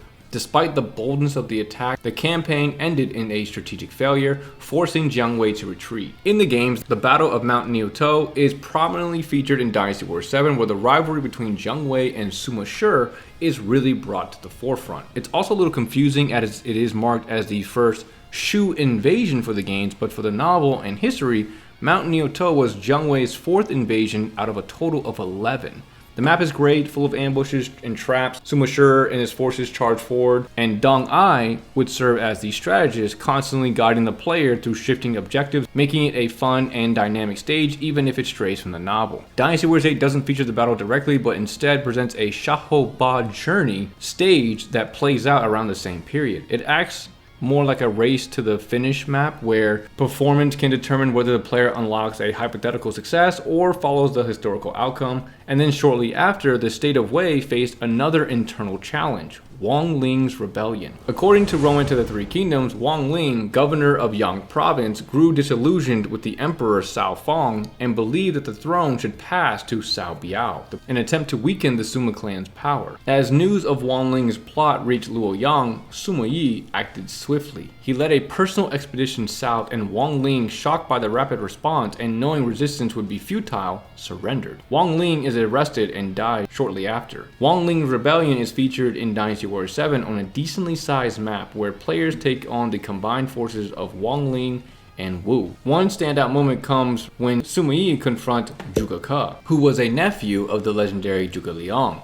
Sima Yi would declare him unworthy of his family name, which was a rare bit of personal animosity that we could see from the Jin storyline. Wang Ling's son, Wang Guang, helps guide the player through the stage, creating added tension in the stage, and the battle would also mark Sima Yi's final appearance in Dynasty Warriors 7, which would lead to an awesome death cutscene where he passes the torch to his son. After putting down Wang Ling's rebellion, Sima Zhao set his sights on Wu's recent construction efforts at Dongjing, a dam-like structure being built on a lake that technically belonged to Wei. Viewing this as a provocation, Sima Zhao launched an attack to disrupt the project and assert dominance. However, the Wei forces severely underestimated Wu's response. As the army set up camp, many of the Wei soldiers indulged in drink, convinced that Wu would not dare to strike so soon. Ding Fong, commanding the Wu side, saw an opportunity, and he took a small group of elite troops along a snowy, narrow mountain pass where they were lightly armored and moving pretty swiftly. He reached a strategic overlook above the Wei encampment, and with perfect timing and the element of surprise, he launched a devastating downhill charge, catching Sima Zhao's army completely off guard. Sima Zhao, seeing no way to recover the situation, ordered a full retreat. Notably, Zhuge Dan, who was another Wei general at the time, was enraged by the withdrawal, arguing that the battle hadn't even truly started, and criticized Sima Zhao's leadership. This clash of views foreshadowed deeper fractures within Wei, setting the stage for Zhuge Dan's eventual rebellion. In Dynasty Warriors 7, the Battle of Dongjing is split into 2 intense phases and uses a modified version of the Wu territory map from Dynasty Warriors 6. The first half puts players in Zhuge Dan's shoes, launching a 2-pronged assault on enemy castles. The mission quickly turns into chaos as a fire attack and ambush derails the assault on the western front. While Zhuge Dan pushes forward, Wu reinforcements strike the main camp, forcing a scramble to defend. As he advances eastward, Ding Fong destroys a bridge, cutting Zhuge Dan off and leaving him surrounded. The second half flips the perspective to Wang Yuanji, who is the wife of Sima Zhao. Racing to rescue stranded Wei officers, she and Sima Zhao carve their way west and then pivot east to bail out Zhuge Dan. As the Wei army begins a full retreat to the southwest, Wu reinforcements flood the field, turning the escape into a tense chase. Zhuge Ke and Liang Shi would bar the final exit, making for a dramatic last stand. And then in Dynasty Warriors 8, the battle would be renamed to the East Gates Battle. If any allied officer falls, Zhuge Dan harshly blames Sima Zhao, with Jia Chong, who was a close assistant to Sima Zhao, warning against trusting him. Now, following Dongxing, the Wei-Wu conflict only intensified. Zhuge Ke led a massive force of 200,000 troops to besiege the Wei fortress of Xincheng near Hefei, resulting in the Second Battle of Hefei Castle. Despite being heavily outnumbered, the Wei garrison under Zhang Te held the fortress fiercely with only around 3,000 defenders. Zhang Te famously declared his intent to fight to the death, even offering Zhuge Ke a token of trust by tossing his tally, signaling his resolve. Using resourcefulness, the defenders reinforced their walls and repelled repeated Wu assaults. As the siege dragged on, Wu's troops suffered from exhaustion and a devastating plague, weakening their forces drastically. Meanwhile, Zhuge Ke grew increasingly frustrated and tensions rose among his commanders. Finally, Wei reinforcements arrived with a large army, turning the tide, and faced with mounting losses and the shattered force, Zhuge Ke was forced to lift the siege and withdraw by late summer of 253. In Dynasty Warriors 7, this stage makes its first appearance, and the battle uses the old Hefei Castle map from Dynasty Warriors 6. While still enjoyable, the map feels slightly toned down compared to its Dynasty Warriors 6 counterpart, which had far more elaborate events and wild trap mechanics that made it feel fuller and more intense. Still, Dynasty Warriors 7 delivers some fun moments and good pacing, and it's also where Zhuge Dang's admiration for Sima Shi seems to begin to take shape. In Dynasty Warriors 8, the stage gets a solid upgrade. Though not overly extravagant, the layout is well balanced and engaging, offering a complete, polished battle that stands out for its density and strategic flow. Now, moving into the Battle of Tianshui, which is Jian Wei's second northern campaign in the games, this section can get a little confusing. So we've already discussed Jian Wei's first 4 invasions briefly. His 5th invasion was just as brief as the first 3, and the 6th one is where this Battle of Tianshui kind of lands. In the novel, it happens around Yangping Pass or Didao. In the novel, this is where they have Guo Huai die as he chases an unarmed Jiang Wei who was fooled by a former Shu officer and fled with only his bow on his back. As Guo Huai chased him, he shot an arrow at the unarmed Jiang Wei, who was able to catch it. Guo Huai would ride forward to capitalize on the weakness, but was shot and killed by Jiang Wei by his own arrow. The campaign was overall a fail, but the death of Guo Huai was a huge win for Shu. Now back to the games, and the Battle of Tianshui, and Dynasty Warriors 7 features a great rendition of this battle, plenty of events, a good sized map, and really strong pacing. Guo Huai's death is handled dramatically and respectfully, and midway through, the player switches to Deng Ai to turn the tide. Dynasty Warriors 8 presents the battle under the name Mount Tialong, though the reason for this naming isn't entirely clear. It may refer to the mountainous terrain near Tianshui.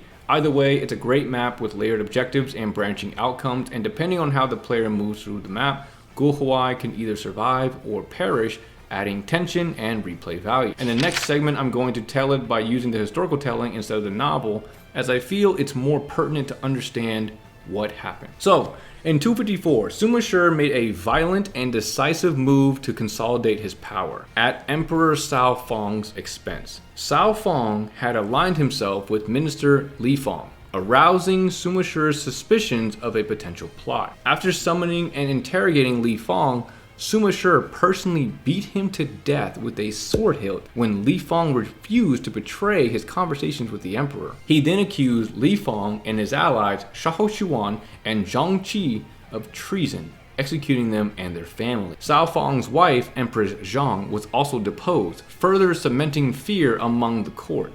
Although Cao Fang was enraged by these purges, he hesitated when his allies proposed a plan to ambush and kill Sima Zhao and seize his troops to revolt. The plan was never carried out, but the word of the conspiracy still reached Sima Shi. In response, Sima Shi forced Cao Fang to abdicate, though he did spare his life. When considering a replacement emperor, Sima Shi initially leaned towards Cao Ju, but was convinced by Empress Dowager Guo to instead appoint Cao Mao, a younger but intelligent prince of the bloodline, preserving legitimacy. While history records this as a ruthless political purge followed by a forced abdication, the Romance of the Three Kingdoms transforms it into a full-fledged rebellion. dramatizing Cao Fang's downfall as a military uprising. The rebellion would then be adapted into the games Dynasty Warriors 7 and Dynasty Warriors 9 only. In Dynasty Warriors 7, the fallout of Cao Fang's removal is dramatized into an intense escort mission with the player taking on the role of Sima Zhao. The goal is to protect Sima Shi, who becomes the target of coordinated assassination attempts by remnants of Cao Fang's loyalists. The stage stands out for its unexpected ambushes and the creeping tension of navigating hostile territory while under constant threat. This battle also delivers a major turning point in the Jin narrative. It includes a cutscene where Sima Shi sustains his infamous eye injury, portrayed here as a battle wound. Historically, Sima Shi merely suffered from a serious eye disorder. Moving into 255, tensions within Wei reached a boiling point. Two senior generals, Guan Chujian and Wen Qin, rose in open rebellion at Shouchun, driven by fear and resentment over the Sima clan's increasing stranglehold on the state. After witnessing the forced abdication of Cao Fang and the execution of loyal officials, the two generals rallied forces in hopes of restoring true Cao authority. The rebellion, however, lacked widespread support and moved too quickly to gather strength. Though Wu offered nominal support, the uprising was largely isolated. Sima Shi, despite suffering from a serious eye illness, personally led the suppression campaign. During the battle, Wen Qin's son Wen Yang led a daring night raid against the Wei main camp in an attempt to assassinate Sima Shi. Though the raid ultimately failed, it had a lasting consequence. The force of Wen Yang's attack caused Sima Shi's diseased eye to rupture. Despite the injury, Sima Shi remained composed and refused to withdraw. With the rebellion collapsing, Guan Chujian was eventually killed while trying to flee, and Wen Qin escaped eastward to Wu, where he and his family were taken in,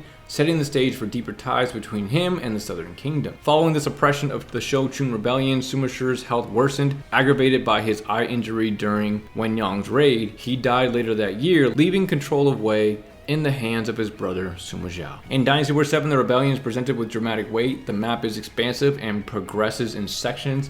Sima Shi's health deteriorates throughout the stage, conveyed through in-game dialogue. A brief skirmish between Sima Shi and Wen Qin is followed by a cinematic where Wen Yang, as an NPC, delivers a shot to Sima Shi's eye, striking the metal mask that he wears in the game, sparing him temporarily. Dynasty Warriors 8 would raise the stakes even further, where Wen Yang's entrance is a highlight, super memorable and explosive. The stage offers complex objectives, the branching paths, event triggers, and character interactions give the battle a replayable and strategic edge, making it one of the more engaging stages in the Jin campaign. Dynasty Warriors 8 extends the rebellion into a second stage with Wen Qin at Shuchong. The battle is a tricky one where there's a time limit and certain requirements to save Sima Shi before he dies. It was just a fun saga at that point in the Jin story to explore. Now, quickly covering the next invasions for Jiang Wei. The 7th invasion was another small one where an exchange of officers happened, as in an officer on both sides were killed, and overall nothing was gained from the invasion. The 8th invasion, marked as the 3rd in the games, was in 255. Jiang Wei set out for taking advantage of the chaos within Wei after the death of Sima Shi,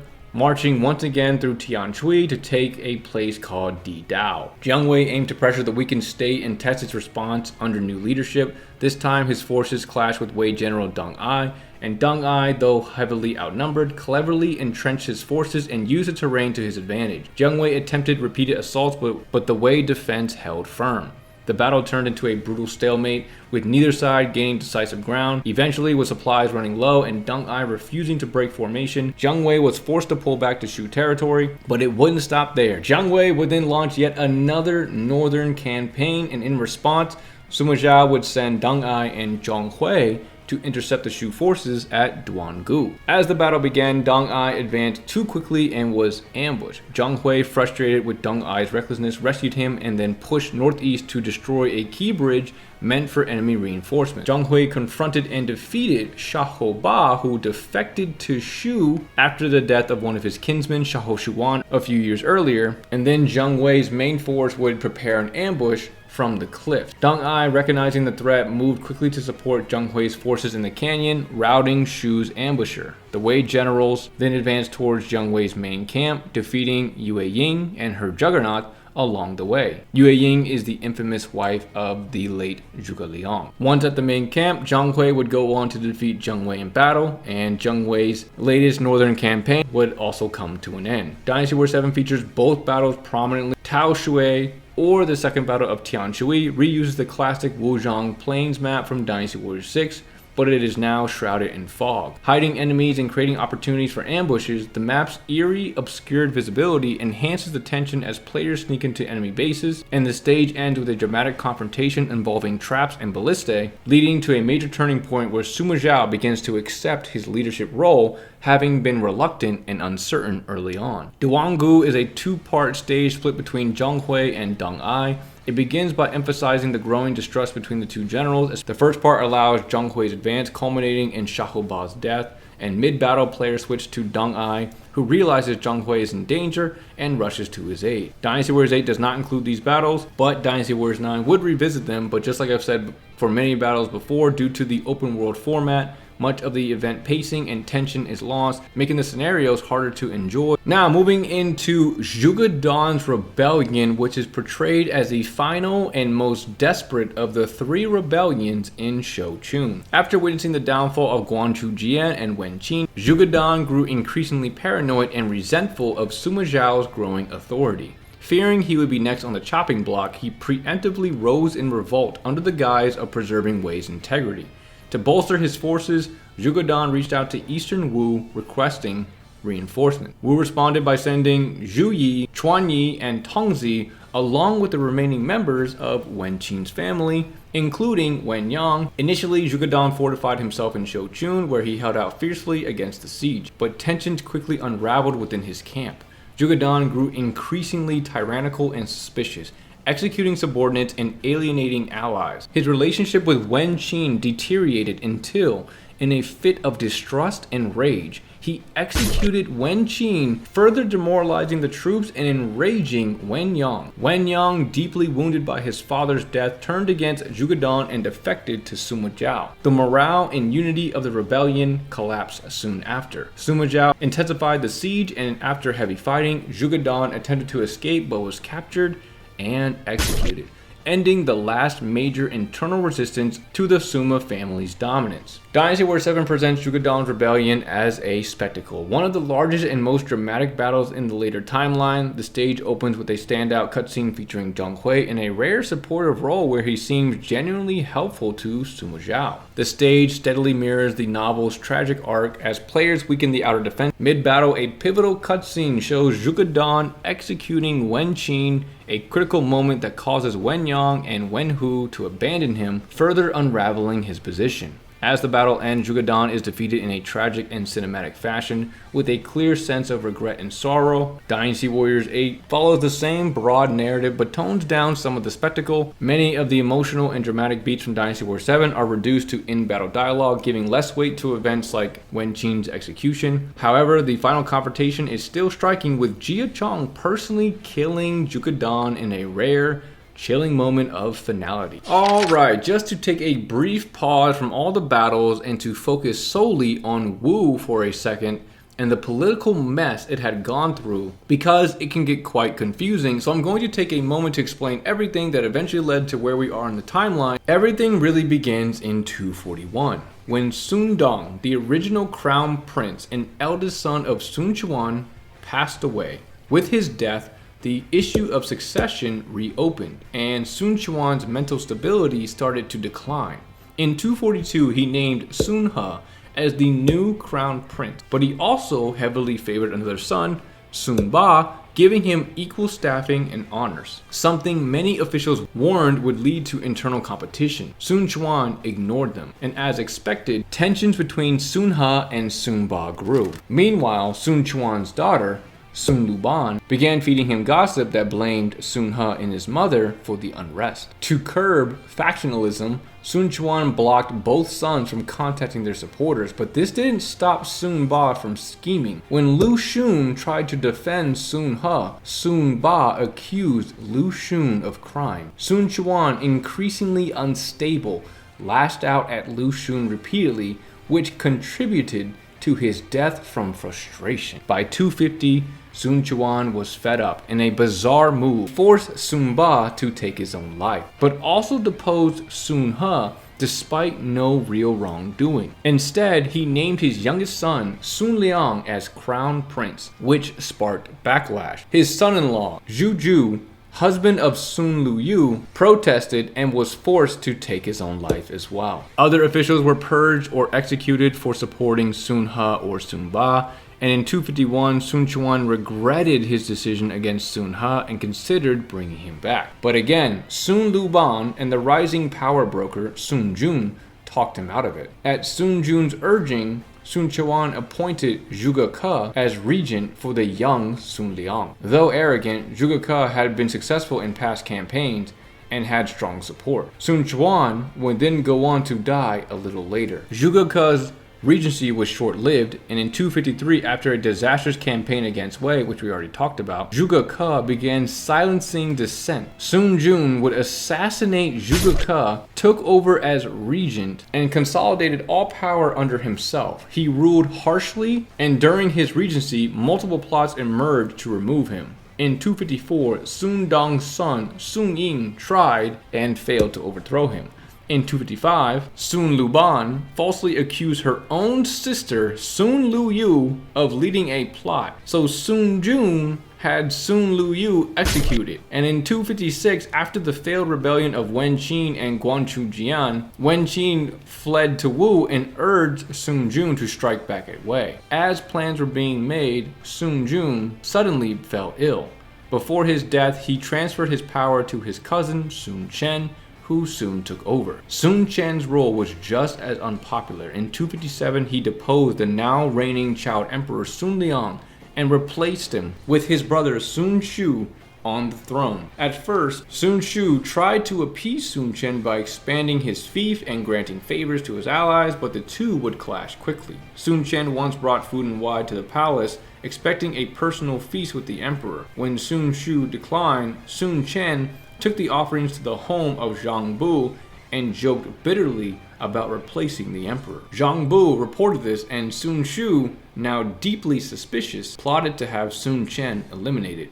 He worked with both Zhang Bu and General Ding Fang to plan Sun Chen's assassination. He was captured, and Sun Chen begged for exile, even offering to become a slave, but Sun Shu rejected him, stating that Sun Chen had shown no mercy to others. So then Sun Chen was executed along with his clan. In a final symbolic gesture, Sun Shu would posthumously expel both Sun Jun and Sun Chen from the royal family, renaming them to Gu Jun and Gu Chen to mark their disgrace. None of this is covered in the game, but for the timeline, I felt it was important to mention. The corruption in the Wu Kingdom wouldn't cease there and would 100% be the reason for their downfall. But before spoiling the ending, let's go back up to Wei. Jiang Wei launched one of his final northern campaigns in 258. His goal was less about conquering territory and more about destabilizing Wei during a period of internal unrest. However, Sima Zhao quickly responded by sending Zhang Hui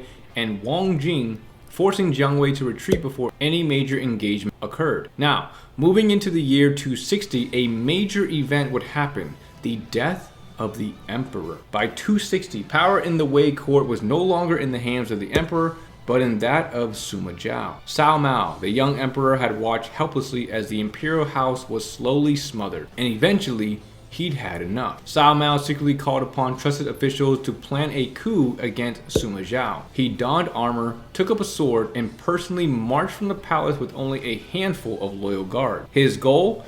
To assassinate Sima Zhao and reclaim the authority of the throne. But the plan was discovered almost immediately. Sima Zhao's loyal general Jia Chong intercepted the emperor's small force and ordered his subordinate Chong Ji to confront him. In the novel, Chong Ji hesitated. Killing the emperor was an unthinkable crime, but Jia Chong coldly reminded him of Sima Zhao's wrath. Reluctantly, Chong Ji struck down Cao Mao in the streets, a moment that shocked even Sima Zhao when he heard. In public, Sima Zhao claimed sorrow and allowed a ceremonial burial, but no one was fooled. This was the day the Wei Dynasty truly died in spirit. This turning point in Wei's history is dramatized well in both Dynasty Warriors 7 and 8, each offering a slightly different interpretation of Cao Mao's failed coup. In Dynasty Warriors 7, the mission is short, but loaded with tension. You play as Sima Zhao, and the game takes a unique twist by having Chong Ji unexpectedly betray you and side with the emperor. The climax sees Sima Zhao personally killing Cao Mao, a bold moment that emphasizes the character's internal struggle, and the finality of his rise to power. In Dynasty Warriors 8, the scenario is similar, but this time Chang Ji and his brother support you, helping open the final route to Cao Mao, and throughout the battle, Sima Zhao's hesitation is voiced in real time as his allies encourage him to accept his destiny. The final cutscene delivers a powerful emotional beat. Sima Zhao can't bring himself to strike the emperor, and Jia Chong carries out the execution instead. Back down to Shu, Jiang Wei's final northern campaign in 262 brought him to Taoyang, where he once again attempted to challenge the might of Wei. However, this time, Deng Ai had anticipated his strategy. Lying in wait along the cliffs, the Wei forces ambushed the Shu army as it advanced. In the chaos, veteran general Xiahou Ba, who had defected from Wei years prior, was struck down by a barrage of arrows and stones hurled from above. His death marked a significant blow to Shu's leadership and morale. Now, I know we talked about Xiahou Ba's death earlier, but that was from the game's perspective from Dynasty Warriors 7 versus the novel's perspective of Xiahou Ba's death during this last northern campaign. The campaign would ultimately end in failure, and momentum would continue to shift in Wei's favor. Only being mentioned in Dynasty Warriors 8, I mean, it's in Dynasty Warriors 9, but again, it's Dynasty Warriors 9, so Dynasty Warriors 8, the Battle of Taoyang is featured prominently in Jin's story. The stage is set within a layered fortress-like castle, requiring players to fight their way through multiple defenses before reaching Xiahou Ba. While not the flashiest level, it's a solid battle with a strong emotional payoff. Once Xiahou Ba is defeated, a heartfelt cutscene follows where he and Sima Zhao share a final moment. Despite their shared past, Sima Zhao ultimately gives the execution order, and the end of Shu was near, and it would topple with one final push from Wei, beginning with Tian Shui, where the last great invasion of the Shu versus Wei rivalry was launched. In 263, Sima Zhao ordered a three-pronged assault into Shu territory, sending Zhong Hui, Deng Ai, and Zhuge Chu through different mountain routes. Tian Shui became the staging ground as the Wei army surged south with overwhelming force, aiming to finally destroy the kingdom of Shu after years of stalemate. From there came the pivotal battle of Jiangge. Jiang Wei, desperate to protect his homeland, staged a brilliant last stand at Jiangge Pass, a treacherous, narrow mountain corridor perfect for defense. His stand was so effective that Zhang Hui's forces became bogged down. Jiangge became the symbol of Shu's final resistance, grim, valiant, and slowly crumbling under pressure, but Shu's real death blow came not from the front, but from the side. While Zheng Hui clashed with Jiang Wei at Zhengge, Deng Ai led a daring maneuver bypassing the Shu defenses entirely by marching through the dangerous and nearly impassable Yingping Path. His army suffered great hardship but ultimately emerged behind enemy lines, appearing suddenly at Mianzhu, just miles from the Shu capital. There at the Battle of Mianzhu, the last flicker of resistance led by Zhuge Zhan, the son of Zhuge Liang. Despite his bravery, him and Zhuge Zhan's son were killed in a hopeless last stand. With the gates wide open and morale shattered, the road to Chengdu lay unguarded. Finally, with Deng Ai outside and Jiang Wei still cut off at Zhengge, Liu Shan surrendered Chengdu without a fight. Shu Han had finally fallen, not with a climactic duel or final charge, but through tactical brilliance, deception, and quiet heartbreak, thus ending the tale of Shu. Now, how the games cover this, Zhengge was covered in 8, the stage is massive, and it appears to merge multiple historical and novel events, likely combining Zhengge with the Battle of Mianzhu, while also including a nod to Deng Ai's mountain crossing. It's the calm before the final storm, and it definitely feels like it. In Dynasty Warriors 7, the Battle of Chengdu is nothing short of an epic, multi-phase gauntlet and arguably one of the most ambitious stages in the entire game. It starts off with the player controlling Zheng Hui carving a path to Yangping Gate, only for the stage to shift mid-battle. Now you're Deng Ai facing Zhuge Zhan and his son at Mianzhu. Then things take a surreal turn. A thick fog rolls in and player must confront a phantom version of Zhuge Liang after you swap once again, now to Sima Zhao. It's here where the final pieces fall into place. A quiet but powerful moment happens when Sima Zhao meets Liu Shan, where both seem disheartened by the war they're entrenched in, hinting at the tragedy of it all. As the battle escalates, you begin felling Shu's last loyal generals one by one, and finally, after Jiang Wei's defeat, Liu Shan appears and surrenders, bringing the battle and the entire Jin campaign to its close. It's a beautifully constructed finale and a fitting end as the game stops at Shu's fall. In Dynasty Warriors 8, the final battle for Shu is every bit as dramatic and impactful as its predecessor, taking place after Zhengge, This stage blends elements from Mianzhu and Chengdu into one last desperate defense. The atmosphere is tense and suspenseful, befitting the end of an era. And even though Dynasty Warriors 9 doesn't do great in its storytelling due to its dreadful way it's presented, the cutscene showcasing the end of the game and many other important events for the game was done decently well. So at this point, this is where the Dynasty Warriors games officially stop. With the fall of Shu and the surrender of Liu Shan, the narrative wraps up for nearly every title. Some later events are briefly mentioned or shown in smaller scenes, but none of the games cover the full aftermath or final unification in any major story-driven way. But the Romance of the Three Kingdoms novel doesn't end here. Time to briefly cover how the Three Kingdoms became one. As Shu fell, the chaos didn't stop there, and the next chapter came not from a grand invasion, but from treachery and resistance. With Shu conquered in 263, Dong Ai and Zhong Hui, the two Wei generals who had delivered the death blow, soon turned on each other. Zhong Hui, hungry for power, saw an opportunity in the instability and attempted a rebellion in Chengdu.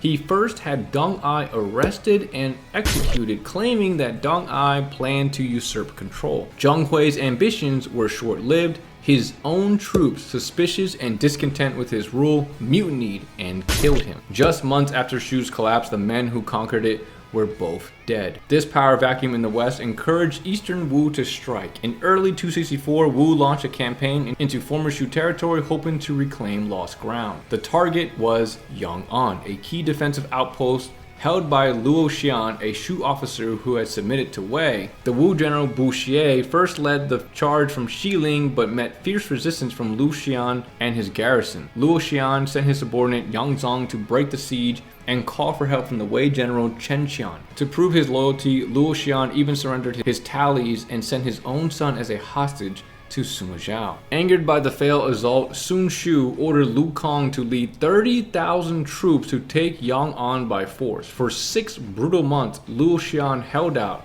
even as disease ravaged over half his people. When advisors were suggesting him to escape, Luo Xian refused, choosing death over dishonor. Wei's answer came in the form of Hu Lie, sent with 20,000 men to attack Xiling and relieve pressure, and by mid-264, the Wu forces withdrew and Yang'an stood strong. A year later, not long after the conquest of Shu, Sima Zhao, the regent who truly held power in Wei, would pass away. His death left the state in the hands of his son Sima Yan, a man who would waste no time seizing what his family had long controlled behind the scenes. Just 1 year later, Sima Yan forced the abdication of Cao Huan, the final emperor of Wei, and declared himself emperor of a new dynasty, the Jin. After decades of internal decay and manipulation, Cao Wei was no more, and the Jin dynasty now stood poised to unify the realm. And meanwhile, in Eastern Wu, disaster struck in the form of a new ruler. After the death of Sun Shu, the throne fell to Sun Hao, a grandson of Sun Quan. Initially seen as intelligent and promising,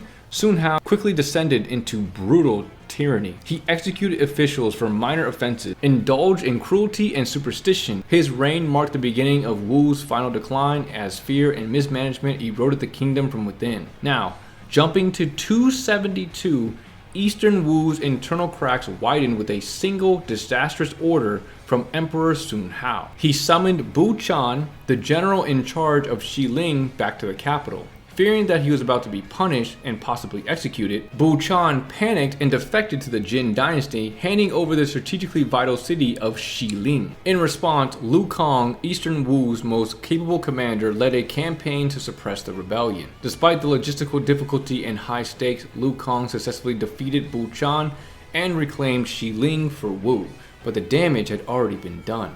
The incident exposed a deep distrust between the emperor and his generals, weakening morale and unity within Wu. Meanwhile, Jin generals took note of Wu's instability, and with Bu Chan's defection as a precedent, they began openly proposing full-scale conquest of Wu to their emperor. Following years of instability in Wu and growing strength in the north, Emperor Sima Yan of Jin finally acted. He accepted the proposals of his generals Wang Jun and Du Yu, launching a massive 6-pronged invasion of Eastern Wu. Wu's border defenses crumbled quickly under the pressure. As Jin armies pressed forward, Wu's imperial chancellor Zhang Ti mounted one last stand, but was defeated and killed in battle. With Jianye surrounded by 3 major Jin forces, Emperor Sun Hao surrendered in May of 280. And with that surrender, Jin, officially unified China, marking the end of the Three Kingdoms era. And with that, that also wraps up the complete timeline of Dynasty Warriors and the Romance of the Three Kingdoms novel. From the Yellow Turban Rebellion all the way to the fall of Wu, this was the full journey through the battles, betrayals, and legendary moments that defined an era. Thank you so much for watching. If you feel I missed something or want to add your own thoughts, let me know in the comments. I always love hearing from fellow fans of the series. Links to other long form videos and all my Three Kingdoms and Dynasty Warriors content are down below, so be sure to check those out if you want to dive deeper. I appreciate you all for sticking through this massive video, and as always, I'll see you in the next one.